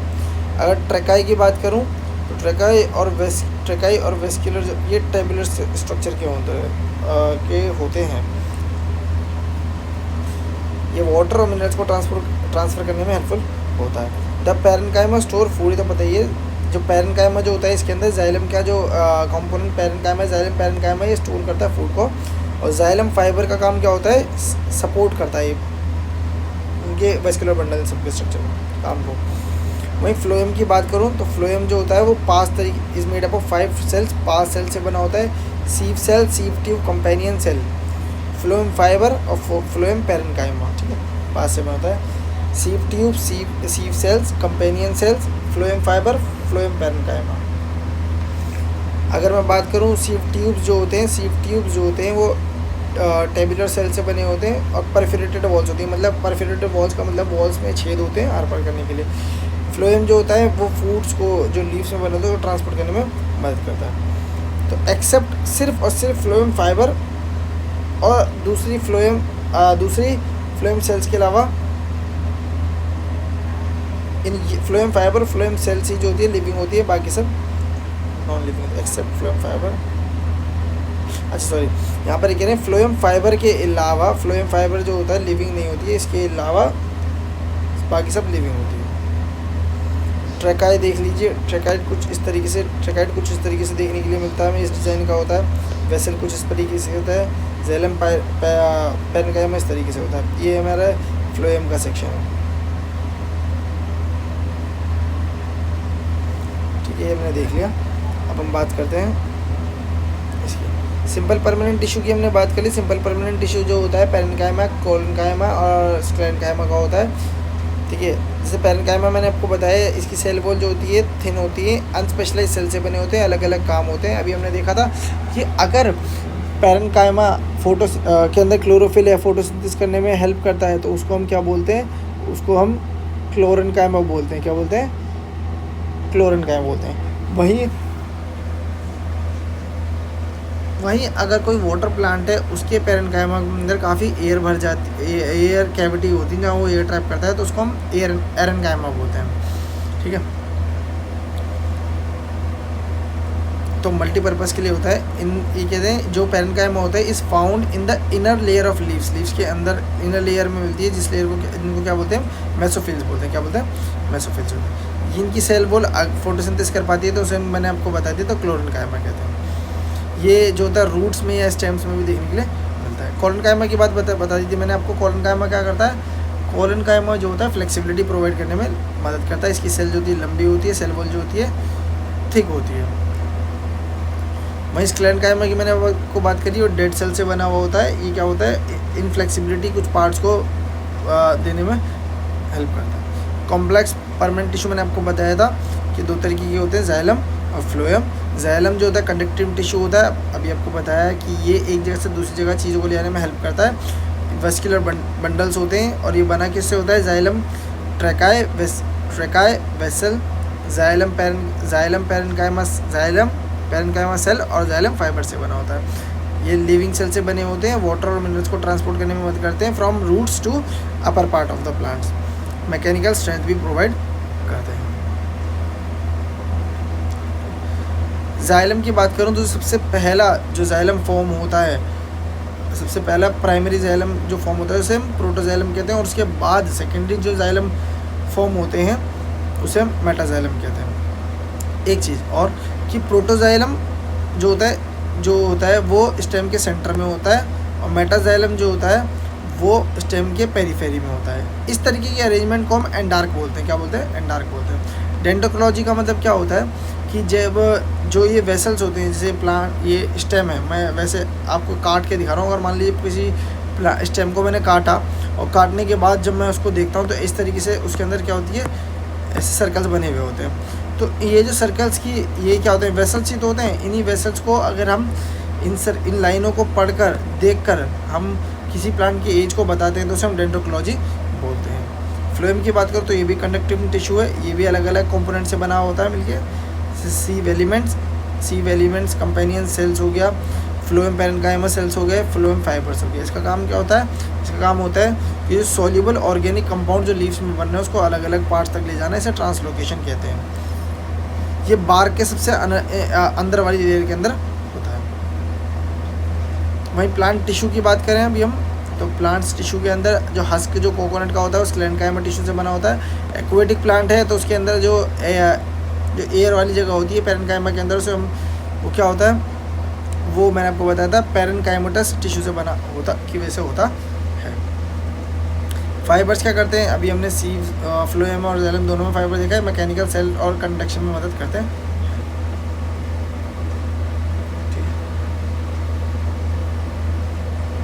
जो गार्ड सेल्स के जो चारों तरफ जो साइडों वाली जो सेल्स होती है सब्सिडरी सेल्स कहते हैं। ग्यूटेशन का मतलब क्या होता है? ऐसा प्रोसेस जिससे लीफ के टिप से लिक्विड जो होता है निकल जाता है, उसे ग्यूटेशन कहते हैं। गैंगोंग पैटोमीटर्स क्या कहता है? गैंगोंग पैटोमीटर्स क्या करता है कि कितनी रेट ऑफ से ट्रांसपिरेशन होता है, मतलब लीव्स के अंदर वाटर लॉस हो रहा है, उसको हम उस मेथड को, उस रेट को हम गैंगोंग पैटोमीटर कहते हैं। ठीक है, फोटोसिंथेसिस वाला हिस्सा भी अभी कर लेते हैं। ठीक है, इसको भी अभी कर लेते हैं। ज़्यादा बड़ा नहीं है, छोटा, एक सेकंड, ज़्यादा बड़ा नहीं है, छोटा है ये भी, इसको भी अभी हम कर लेते हैं। एक मिनट दीजिए। ठीक है, एक सेकंड।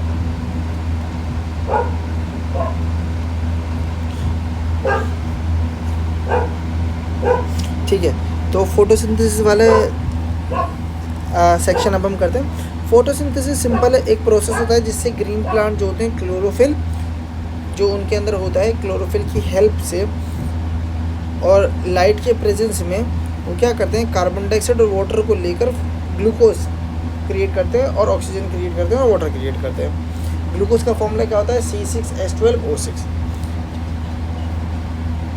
ये हमें पता ही है कि ऑस्मोसिस के थ्रू लीव्स के अंदर वाटर एंटर करता है। Water enter into cell of the leaves through the osmosis and carbon. देखो वाटर का जो हाइयर कंसंट्रेशन से लोअर कंसंट्रेशन की तरफ मूव करना है, इस प्रोसेस को ऑस्मोसिस कहते हैं। वहीं अगर गैस इस तरीके से करती है तो डिफ्यूजन कहते हैं।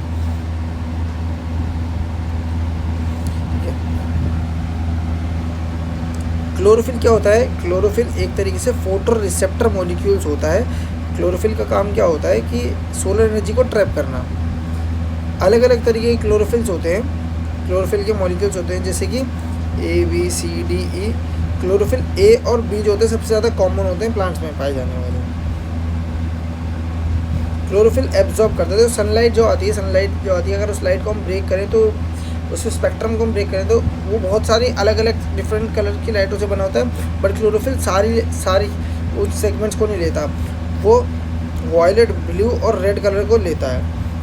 ठीक है, तो रेट ऑफ फोटोसिंथेसिस जो होता है is maximum in red light and minimum in violet light. अगर जितना ज़्यादा रेड लाइट, मतलब जितनी ज़्यादा रेड लाइट होगी उतना ही ज़्यादा फोटोसिंथेसिस होता है। ग्रीन लाइट जो होता है लीस्ट इफेक्टिव होता है, सबसे कम असरदार होता है फोटोसिंथेसिस के अंदर। फोटोसिंथेसिस का process is a reaction of oxidation, मतलब ऑक्सीजन ऐड होती है। ठीक है, is a reaction of oxidation and reduction. Oxidation is of water take place producing oxygen. तो वाटर के अंदर क्या होता है, ऑक्सीजन ऐड होती है जिसकी वजह से ऑक्सीजन प्रोड्यूस होती है और कार्बन डाइऑक्साइड कम होती है। फोटोसिंथेसिस दो तरीके से हो सकती है, फोटोकेमिकल रिएक्शन और लाइट रिएक्शन और डार्क केमिकल रिएक्शन। दोनों क्या होते हैं देखते हैं हम। फोटोसिंथेसिस के दो स्टेज होते हैं, दोनों को देखते हैं। फोटोकेमिकल रिएक्शन क्या होता है,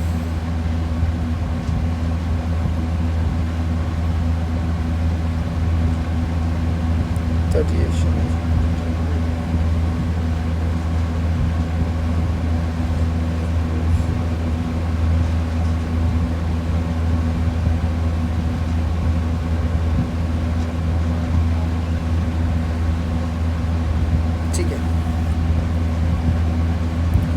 ये कह रहे हैं फोटो मतलब लाइट और केमिकल रिएक्शन होता है। इसमें क्या होता है कि जो रिएक्शन जो भी होता है क्लोरोफिल का एक हिस्सा होता है ग्राना, उसके अंदर होता है। इस तरीके को इसको हम कहते हैं हिल रिएक्शन। इसमें क्या होता है जनरली कि जो भी water in this process break down of water take place.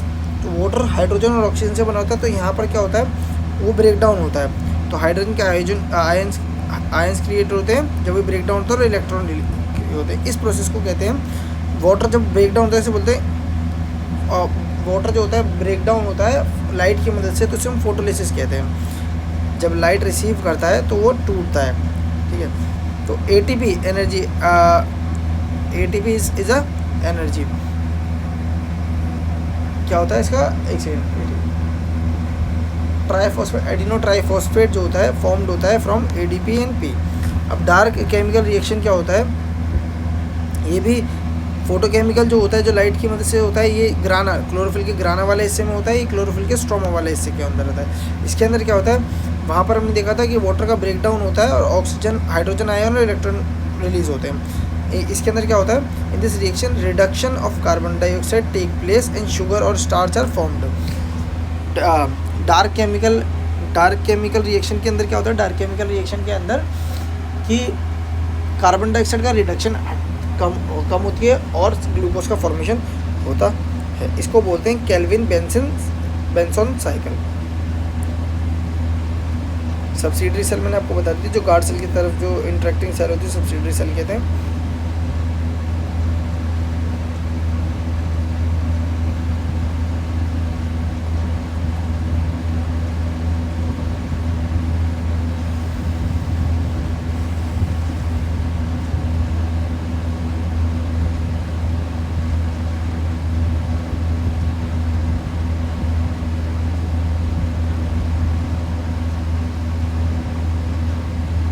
ठीक है, बस इसका इसमें इतना इंपॉर्टेंट था, इससे ज़्यादा इंपॉर्टेंट नहीं है इस वाले से ना।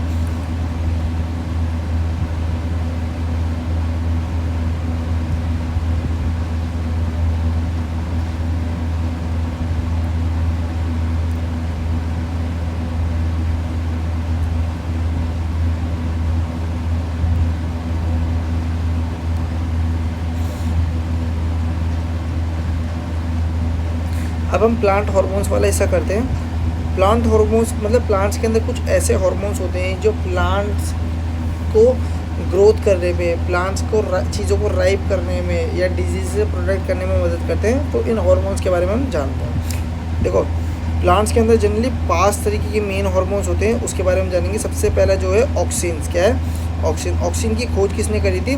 1880 के अंदर डार्विन ने करी थी। किसने? डार्विन। ये ऑक्सिन करता है क्या है? ये प्लांट की ग्रोथ को हेल्प करने में मदद करता है। और जनरली कहाँ कहाँ बनता है? ये एपिकल पार्ट पे। एपिकल पार्ट मैंने आपको बताया था, जो एपेक्स पार्ट होता है प्लांट के, वहाँ पर। इसका काम क्या होता है? लीफ जो होती है टूटे ना, अलग ना हो प्लांट से, इसको रोकने में मदद करता है।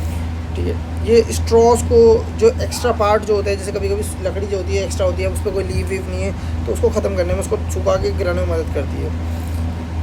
ठीक है, क्रॉप्स को गिरने से भी हेल्प करती है। ठीक है, इसके बाद जो है गिबरेलिन्स। गिबरेलिन्स जो होते हैं वो क्या, वो एक ग्रोथ हार्मोन है। ये कहाँ से मिलता है? सबसे पहले फंगस से एक्सट्रैक्ट किया गया था 1938 के अंदर। इसका काम क्या होता है?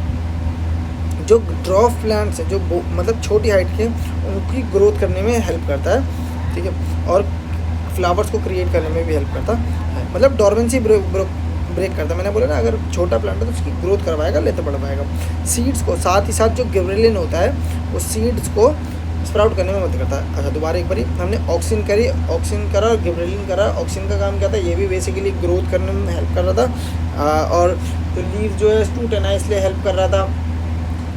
और वहीं गिबरेलिन की बात करें तो ये भी डॉर्मेंसी ख़त्म करने में मदद करता है, सीड्स को स्प्राउट करने में मदद करता है।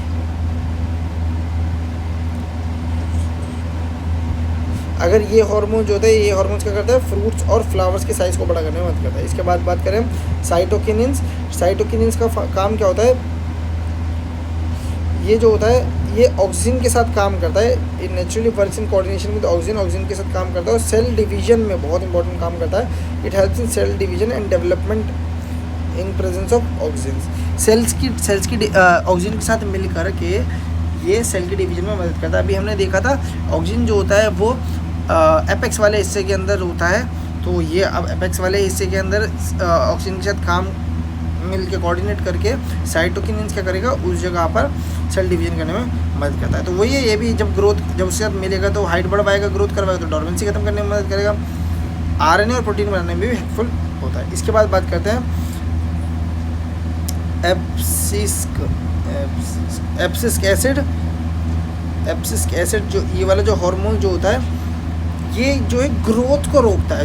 ऐसा भी नहीं बहुत ही ज़्यादा बढ़ता चला जाए, उसको रोकने में मदद करता है। ठीक है,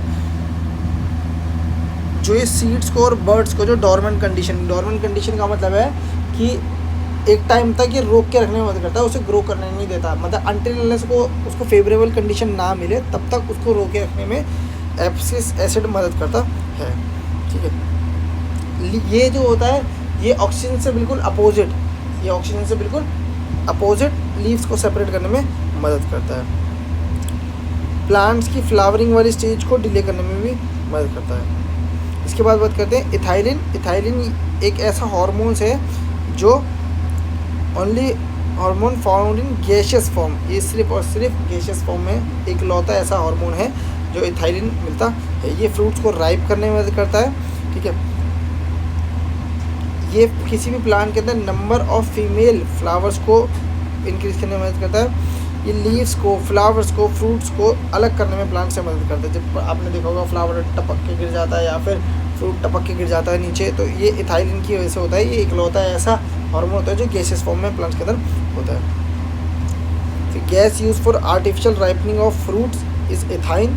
कभी कभी हम कुछ ऐसे आर्टिफिशियल गैसेस का इस्तेमाल करते हैं जो फ्रूट्स को राइप करने में, वो यही होती है, इथाइल या इथाइलिन, कुछ भी ले लो। इसके बाद बात करते हैं फ्लोरिजेंस।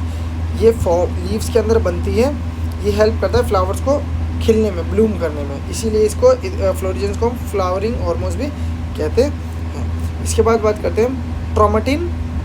ये एक तरीके से डाइकार्बोलिक एसिड है, ये फॉर्म्ड होता है, it is formed in injured cell by which the injury of the plant. कहीं अगर किसी प्लांट के हिस्से में चोट लग जाती है तो ट्रोमेटिन नाम से कुछ सिंबल हो रहा है, मिल रहा है कि ट्रॉमा, जहाँ ट्रॉमा क्रिएट हो जाए, इंजरी क्रिएट हुई है, तो जहाँ पर भी इंजरी क्रिएट हुई थी वहाँ ट्रोमेटिन जो होता है क्या करता है, उस जगह को हील करने में, एक ऐसा हार्मोन है जगह को हील करने में हेल्प करता है। ठीक है। प्लांट ग्रोथ रेगुलर और स्मॉल, प्लांट ग्रोथ रेगुलेटर है, आर स्मॉल सिंपल मॉलिक्यूल्स और diverse complex, they are indole compound adenine derivative carotene, इसे कहते हैं। कॉम्प्लेक्स होने की जरूरत नहीं है। ऐसे प्लांट जो बिना सॉइल की मदद से ग्रो करते हैं उन्हें उस प्रोसेस को या उस चीज़ को हम हाइड्रोफोनिक्स कहते हैं। प्लांट की ग्रोथ किस तरीके से हो रही है, किस स्पीड से हो रही है, उसको हम नापते हैं, डिवाइस इसको बोलते हैं क्रेस्कोग्राफ, जो कि जगदीश चंद्र बोस ने इन्वेंट किया था। ठीक है। एक बारी हम देख लेते हैं। एक हमने देखा था ऑक्सीनिन, एक होता था साइटोनिन, एक और देखा था gibberellin, oxygen, gibberellin, साइटोनिन, hibiscus acid. ठीक है। इसके बाद एथिलीन, फ्लोरिजन, ट्रोमेटिन, कुछ हमने हार्मोन्स देखे थे। ठीक है। इसके बाद बात करते हैं प्लांट्स को जो डिजीज़ होता है वायरसेस की वजह से भी, बैक्टीरिया की वजह से भी और फंगस की वजह से। तो 3 तरीके से वायरस को जो होते हैं, प्लांट्स को जो होते हैं डिजीज़ लगते हैं, वायरस, बैक्टीरिया और फंगस, तीनों के बारे में जानते हैं। देखो, वायरस से होने वाला जो सबसे ज़्यादा डिजीज़ जो देखते हैं वो है मोसाइक डिजीज़ ऑफ टोबैको में होने वाला है। इसके अलावा बंची टॉप ऑफ बनाना में देखने को मिलता है। येलो वेन मोसाइक ऑफ भिंडी, ये 3 देखते हैं। देखो, मोसाइक डिजीज़ ऑफ टोबैको में क्या होता है, लीव्स जो होते हैं सिकुड़ जाती हैं, छोटी हो जाती हैं। क्लोरोफिल जो होता है लीव्स का ख़राब हो जाता है, ख़त्म हो जाता है। ये जनरली डिजीज़ जो होता है वायरस, जिस वायरस का नाम है टोबैको मोसाइक वायरस होता है, जिसको हम बैक्टीरियोफेज भी कहते हैं। ये क्या करता है, प्लांट कंट्रोल, इसको हम कैसे कंट्रोल कर सकते हैं, जिस भी प्लांट को मोसाइक डिजीज़ ऑफ टोबैको हो गया उसको ख़त्म कर दें, जला दें, ख़त्म कर दें, तब जाके बाकी बच पाएंगे। इसके अलावा बंची टॉप ऑफ बनाना, इसके अलावा कौन सा है, बंची टॉप ऑफ बनाना, ये जनरली बनाना वायरस की वजह से होता है। इसमें क्या होता है, प्लांट जो होता है की हाइट कम ही रह जाती है ना। All leaves gets accumulated like rose, और लीव्स जो होती हैं जो फैलने की वजह रोज़ की तरह ब्रांच से सिकुड़ने लगती हैं। इसके बाद बात करें येलो वेन मोसाइक ऑफ भिंडी, इसके अंदर क्या होता है,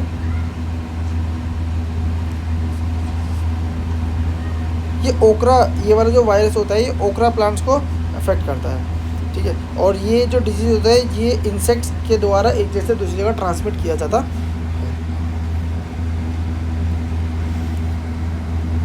इसके बाद बात करें हम बैक्टीरिया की वजह से होने वाले डिजीज़, तो विल्ट ऑफ पोटैटो है, विल्ट ऑफ पोटैटो। एक सेकंड दीजिए मुझे।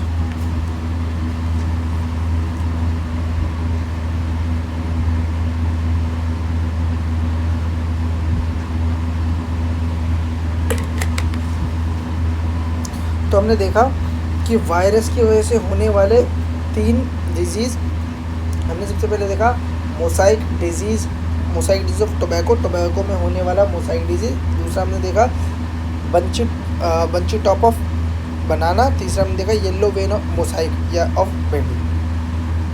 इसके बाद बात करते हैं बैक्टीरिया से होने वाले डिजीज़। बैक्टीरिया से होने वाले डिजीज़ जो सबसे पहला हमें दिखता है wilt of potato. Wilt of potato को हम रिंग डिजीज़ भी कहते हैं, क्योंकि इसके अंदर पोटैटो के ऊपर कुछ छोटी छोटी रिंग जैसी गांठें बन जाती हैं जाइलम पे। क्यों, ये जनरली ड्यू टू कौन से बैक्टीरिया की वजह से, Pseudomonas solanacearum bacteria, sorry for the mispronunciation अगर मैं गलत कर रहा हूँ तो। ठीक है। ये डिजीज़ क्या करता है, कंडक्शन, प्लांट का जो कंडक्शन सिस्टम जो होता है उसको अफेक्ट करता है। इसके बाद बात करें हम ब्लैक आर्म ऑफ बैक्टीरिया से होने वाला दूसरा विल्ट ऑफ पोटैटो के बाद जो है ब्लैक आर्म ऑफ कॉटन। ये जनरली कौन से बैक्टीरिया, ज़ैंथोमोनस के बैक्टीरिया की वजह से होता है। इसमें क्या होता है, इस डिजीज़ के अंदर water soaked round brown round मतलब ब्राउन कलर के स्पॉट जो होते हैं लीव्स पे धब्बे धब्बे देखने के लिए मिलते हैं। कभी कभी ब्लैक भी हो जाते हैं या कभी कभी ब्राउन और बीच में येलो हो जाते हैं रहते हैं। इसके बाद bacterial blight of rice. Bacterial blight of rice जो होता है ये ज़ैंथोमोनस ओरिजे बैक्टीरिया के द्वारा होता है। इसके अंदर क्या होता है, येलो और ग्रीन कलर के धब्बे होने लगते हैं लीव्स की साइड में या बीच में भी। इसके अंदर वेस्कुलर बंडल जो होते हैं वो ब्लॉक हो जाते हैं बैक्टीरिया की ग्रोथ की वजह से।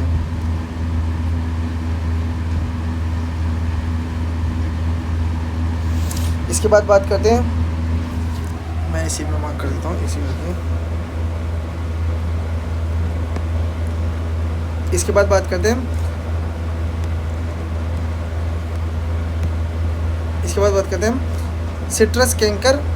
ठीक है, सिट्रस कैंकर जो होता है ये ज़ैंथोमोनस सिट्रिका बैक्टीरिया के द्वारा होता है। ठीक है, इसके अंदर जो लीव्स और ब्रांचेस और जो फ्रूट्स होते हैं वो इन पे असर होता है। इसके बाद टुंडू डिजीज़ ऑफ वीट जो होता है ये जो होता है ये कोरिनोबैक्टीरियम टिट्रिकी बैक्टीरिया और एंजियोनेट टिट्रिकी नेमाटोड के द्वारा होता है। इसके अंदर जो लोअर पार्ट्स ऑफ लीव जो होती है ये फेड हो जाती है और येलो हो जाती है। फंगस के द्वारा होने वाला प्लांट डिजीज़ की अगर हम बात करें तो रस्ट ऑफ वीट में जंग सी लग जाती है, धब्बे धब्बे ब्राउन कलर के हो जाते हैं। ठीक है, ये किसके द्वारा होता है, बाय प्यूकिनिया फंगी के द्वारा। डैम्पिंग ऑफ सीडलिंग्स जो होती हैं ख़त्म सी होने लगती है, वीक होने लगती है बाय फंगस पाइथियम डेबारियनम के द्वारा होती है। Red root of sugar cane के अंदर खून जैसा लाल लाल कलर का पूरा शुगर के अंदर पूरा एक तरीके से ऐसा लगता है लाल खून से जम गया है पूरे शुगर के अंदर, तो उसे red root of sugar cane कहते हैं। ये एक फंगस है जिसे बोलते हैं हम कोलेटो ट्राइकम फैल्केटम, इसके द्वारा होता है। साउ डिजीज़ ऑफ वीट जो होता है इंसेक्ट के द्वारा होता है।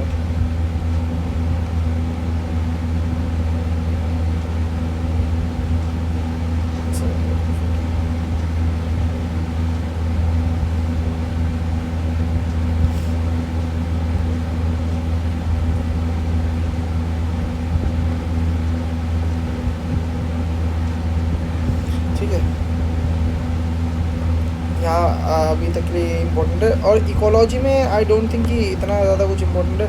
इकोलॉजी क्या होता है, ecology is a study of relationship between biotic and abiotic. ठीक है, मतलब लिविंग और एनवायरनमेंट के बीच में जो रिलेशन है उसको स्टडी करना। बायोटिक कम्युनिटी कौन सी होती है, जो भी पॉपुलेशन जो होती है या कोई लिविंग ऑर्गेनिज्म जो किसी डेफिनेट जोग्राफिकल एरिया में मिलते हैं उसे बायोटिक कहते हैं। ठीक है, एक इकोसिस्टम दो तरीके के कंपोनेंट से बना होता है, बायोटिक एबायोटिक। बायोटिक का मतलब जो भी लिविंग होता है, एबायोटिक मतलब जो भी नॉन लिविंग होता है। जैसे कि इसमें ऑर्गेनिजम्स हो गए, ट्रीज हो गए, एनिमल्स हो गए। नॉन बायोटिक के अंदर क्या होता है, सन हो गया, एयर हो गया, वाटर हो गया, सनलाइट हो गई, मिनरल्स हो गई, सब हो गई। बायोटिक के अंदर कंपोनेंट्स क्या होते हैं, producer, consumer, decomposer, they all are living. Producer जो अपना खाना खुद बनाता है, प्रोड्यूसर जो प्रोड्यूसर से लेता है, और डिकम्पोजर जो दोनों पे रहता है, जो अपना फूड लेता है। कंज्यूमर की बात करें तो प्राइमरी कंज्यूमर जो सबसे पहले लेता है, फिर उसके बाद सेकेंडरी कंज्यूमर जो प्राइमरी कंज्यूमर को फीड करता है, टर्शरी कंज्यूमर जो सबसे आखिरी वाला होता है। डिकम्पोजर जो जैसे फंगी हो गए, बैक्टीरिया हो गए, जो ये प्राइमरी और सेकेंडरी या ऑटोट्रॉप्स को डिकम्पोज करता है, उनके ऊपर खाना लेता है, उनसे खाना लेता है। एबायोटिक की बात करें तो उसमें कार्बनिक सब्सटेंस, नॉन कार्बनिक, क्लाइमेट फैक्टर होता है। कार्बनिक सब्सटेंस जनरली जिसके अंदर majority of the component carbon का होता है, नॉन कार्बनिक जिसके अंदर माइनर अमाउंट में कार्बन होता है, और क्लाइमेटिक फैक्टर इसके अलावा सनलाइट हो गई, टेम्परेचर हो गया, ह्यूमिडिटी, ये सब चीज़ें हो गई। बायोटिक रिसोर्स की बात करें तो resource which are obtained by biosphere, ऐसे रिसोर्स जो हम बायोस्फीयर से लेते हैं उन्हें बायोटिक रिसोर्स कहते हैं। इसके बाद बीटा डाइवर्सिटी को हम इकोसिस्टम डाइवर्सिटी भी कहते हैं। बायोस्फीयर रिजर्व के बाद बायोस्फीयर रिजर्व की अगर बात करें तो एक ऐसा इकोसिस्टम है with plants and animals protect, जहाँ पर हम प्लांट्स और एनिमल्स को किसी एक डेफिनेट एरिया के अंदर प्रोटेक्ट करके रखते हैं। ठीक है, सस्टेनेबल डेवलपमेंट के लिए, ताकि आगे फ्यूचर में उनको हम बचाया जा सके, रखा जा सके। इसके बाद हम बात करें नाइट्रोजन साइकिल की, तो नाइट्रोजन साइकिल के अंदर क्या होता है कि किस तरीके से हमारे एटमॉस्फेयर में नाइट्रोजन एक रूप से दूसरे रूप में, एक फॉर्म से दूसरे फॉर्म में, दूसरे से तीसरे फॉर्म में जाता है और एक वापस उसी एटमॉस्फेयर में एक साइकिल की तरह क्रिएट होकर आ जाता है। ये एक गैसियस साइकिल है रेदर देन की रॉक वाली साइकिल जो परमानेंट फिक्स हो जाती है, ये गैसियस साइकिल है। एमोनिफिकेशन एक स्टेप या एक छोटा सा पार्ट है नाइट्रोजन साइकिल का। एमोनिफिकेशन में क्या होता है कि अमोनिया क्रिएट होता है, ammonia is NH4, ammonia create होता है ऑर्गेनिक कंपाउंड जैसे कि प्रोटीन और न्यूक्लिक एसिड इन सबसे माइक्रोऑर्गेनिज्म के द्वारा। न्यूट्रिफिकेशन क्या होता है, ऐसा प्रोसेस जिसके अंदर अमोनिया किस में बदला जाता है, नाइट्राइट्स या नाइट्रेट्स में, किसके द्वारा, निट्रोबैक्टर के द्वारा। किसके द्वारा, निट्रोबैक्टर। ये कुछ बैक्टीरियाज होते हैं और हमने देखा था bacterias comes under Monera group. Nitrification की बात करूँ तो निट्रिफिकेशन में क्या होता है, अभी हमने सबसे पहले अमोनिफिकेशन देखा जिसके अंदर अमोनिया क्रिएट किया जाता है माइक्रोऑर्गेनिज्म्स के द्वारा में। निट्रिफिकेशन की बात किया है तो अमोनिया को नाइट्राइट्स और फिर नाइट्रेट्स को नाइट्रेट्स के अंदर कन्वर्ट किया जाता है, किसके द्वारा, निट्रोबैक्टीरिया के द्वारा। डेंट्रिफिकेशन की बात करूँ तो डेंट्रिफिकेशन एक ऐसा प्रोसेस है जिसके अंदर नाइट्रोजन को फिक्स किया जाता है, कन्वर्टिंग फिक्स नाइट्रोजन लाइक जैसे नाइट्राइट्स हो गए, नाइट्रेट्स हो गए, अमोनिया, इनको फिक्स करके नाइट्रोजन में किया जाता है, इनको कन्वर्ट करके फ्री नाइट्रोजन में किया जाता है। ठीक है। बैक्टीरिया जैसे कि स्यूडोमोनास इसकी तरीके के बैक्टीरिया जो होते हैं नाइट्रोजन को फिक्स करते हैं, नाइट्रेट, नाइट्राइट्स या फिर किससे, अमोनिया से। ठीक है। अब हम बात करते हैं पॉल्यूशन की।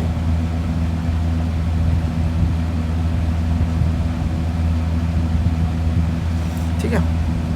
पॉल्यूशन का बेसिकली मतलब होता है कोई भी हमारे एनवायरनमेंट के अंदर अनवांटेड चीज़ें जो हमारे एनवायरनमेंट को नहीं चाहिए but still by human activity और अनदर एक्टिविटी वो हमारे एनवायरनमेंट में आ जाता है, that is known as pollution. Pollution भी अलग अलग रूप का, अलग अलग प्रकार का होता है, एयर, साउंड, न्यूक्लियर, वाटर, ये सब। एयर, मेन एयर पोल्यूट करने वाले कौन कौन से पोल्यूटेंट्स होते हैं, जनरली अगर ज़्यादातर ऑक्सीजन के कंपाउंड्स या मॉलिक्यूल जो होते हैं वो इंक्लूड किए जाते हैं, जैसे कार्बन मोनोऑक्साइड हो गया, सल्फर डाइऑक्साइड हो गया, हाइड्रोजन सल्फाइड हो गया, हाइड्रोजन फ्लोराइड हो गया, नाइट्रोजन ऑक्साइड हो गया, नाइट्रोजन डाइऑक्साइड हो गया, हाइड्रोकार्बन्स हो गए, अमोनिया हो गया।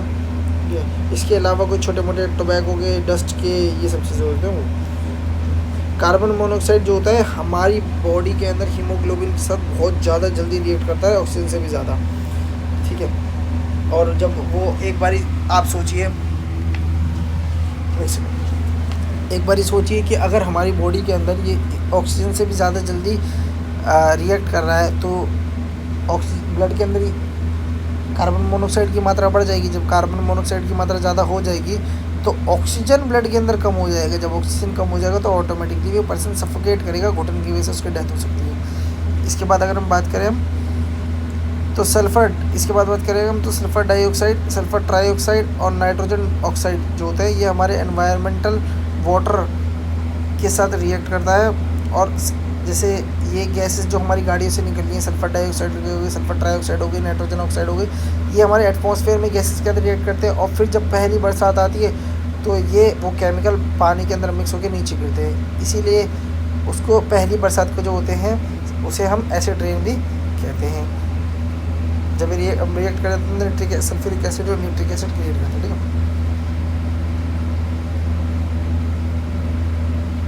वाटर पोल्यूशन की बात करूँ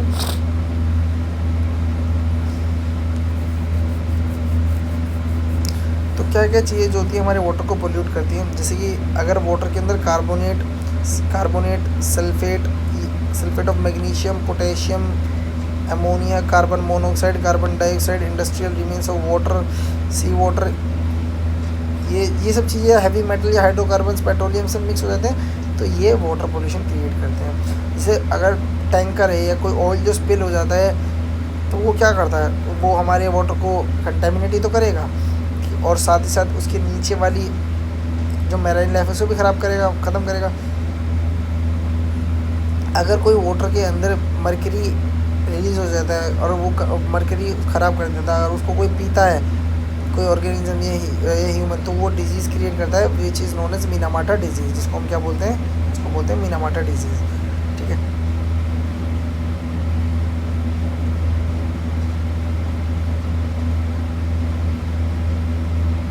एक चीज़ और जिसे कहते हैं बायोलॉजिकल ऑक्सीजन डिमांड, कि कितना ज़्यादा, अगर किसी वाटर के अंदर ऑक्सीजन की मात्रा ज़्यादा है, किसकी ऑक्सीजन की मात्रा ज़्यादा है, तो वो उस वाटर को जो है हम कंटेमिनेटेड मानते हैं, क्योंकि ये देखा जाता है कि ऑक्सीजन ज़्यादा कब बन रहा होगा उसके अंदर।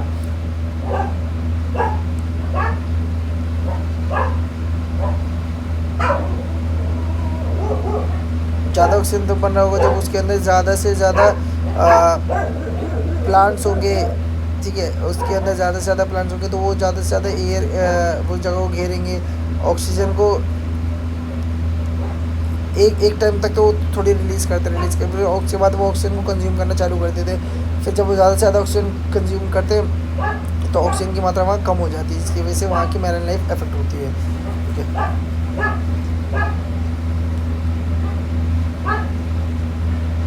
अब बात करते हैं ओजोन, जिसे हम O3 बोलते हैं, जो हमारे एटमॉस्फेयर में होता है, ठीक है।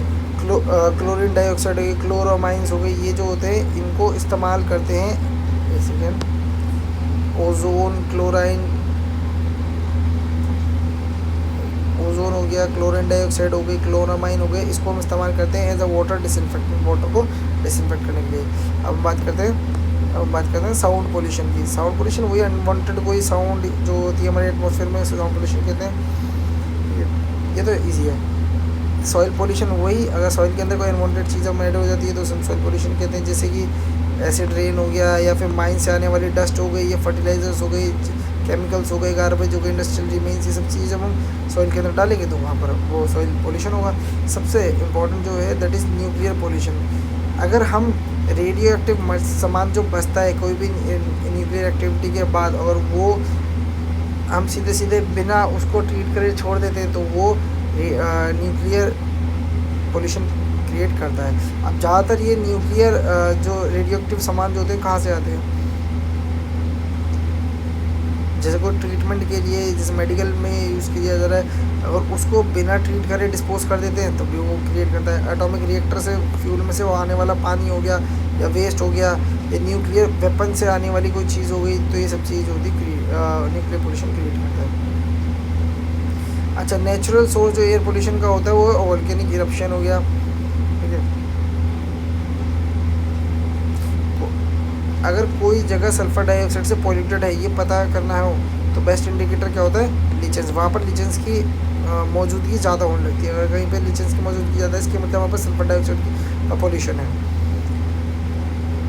ग्रीन मफलर का इस्तेमाल किया था। ग्रीन मफलर कोई मफलर नहीं है, ये एक तरीके से प्लांट्स हैं जिसको हम नॉइज़ पोल्यूशन कंट्रोल करने के लिए लगाते हैं। Photochemical smoke formed in congested, जैसे हम शहरों में देखते हैं ठंड के टाइम पे थोड़े ऊपर ही एक पूरा का पूरा चिट्ठा सा बन जाता है बादलों का, वो एक तरीके से स्मोक होता है। स्मोक और फॉग दोनों का मिलकर मिश्रण हो जाता है, जिसमें कि क्या होता है कि जो गैस होती है और जो डस्ट पार्टिकल्स होते हैं वो आपस में क्लम्प कर जाते हैं, जिसकी वजह से वो एक फोटोकेमिकल स्मोक बनता है। DDT जो होता है नॉन बायोडिग्रेडेबल पोल्यूटेंट होता है। इसके बाद हम बात करें कि पॉल्यूशन बायोटिक कम्युनिटी क्या होता है। पॉल्यूशन तो आपको पता है कि एक स्पेसिफिक इंडिविजुअल की कितनी मात्रा है, एक स्पीशीज़ की कितनी जनसंख्या, दैट इज़ पॉपुलेशन, किसी भी एरिया में किसी भी गिवन टाइम में। डेंसिटी मतलब एक टोटल मात्रा किसी पर्टिकुलर एरिया के अंदर, एक पर्टिकुलर एरिया के अंदर कितने individual, that is population density.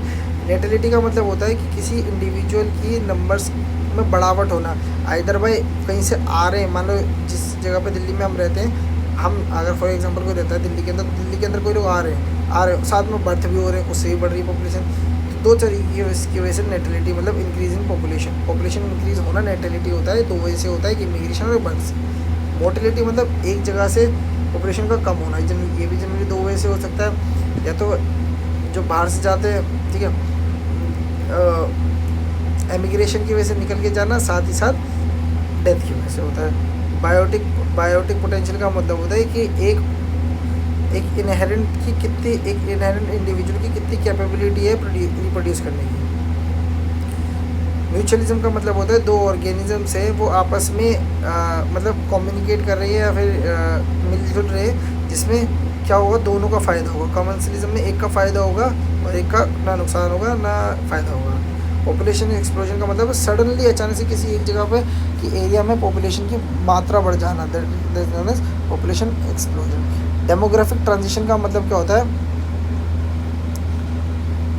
कि अगर किसी एरिया का बर्थ रेट और डेथ रेट इक्वल होता है तो वहाँ की इट रिजल्ट इन वहाँ पर पॉपुलेशन ग्रोथ नहीं होता, इसे बोलते हैं हम डेमोग्राफिक ट्रांजिशन। Demographic transition. इसके बाद बात करें हम साइकोसिस।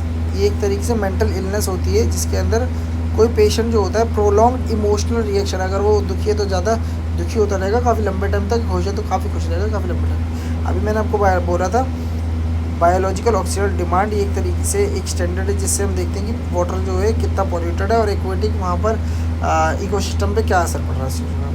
ठीक है। जूलॉजी जो है हम बाद वाले सेक्शन के अंदर करेंगे एंड में। अब जो है इसके बाद जो है प्लांट्स एनिमल टिश्यू वाला करेंगे। प्लांट्स वाला हमने देख लिया, एनिमल टिश्यू वाला करेंगे। ठीक है, तब तक के लिए बाय।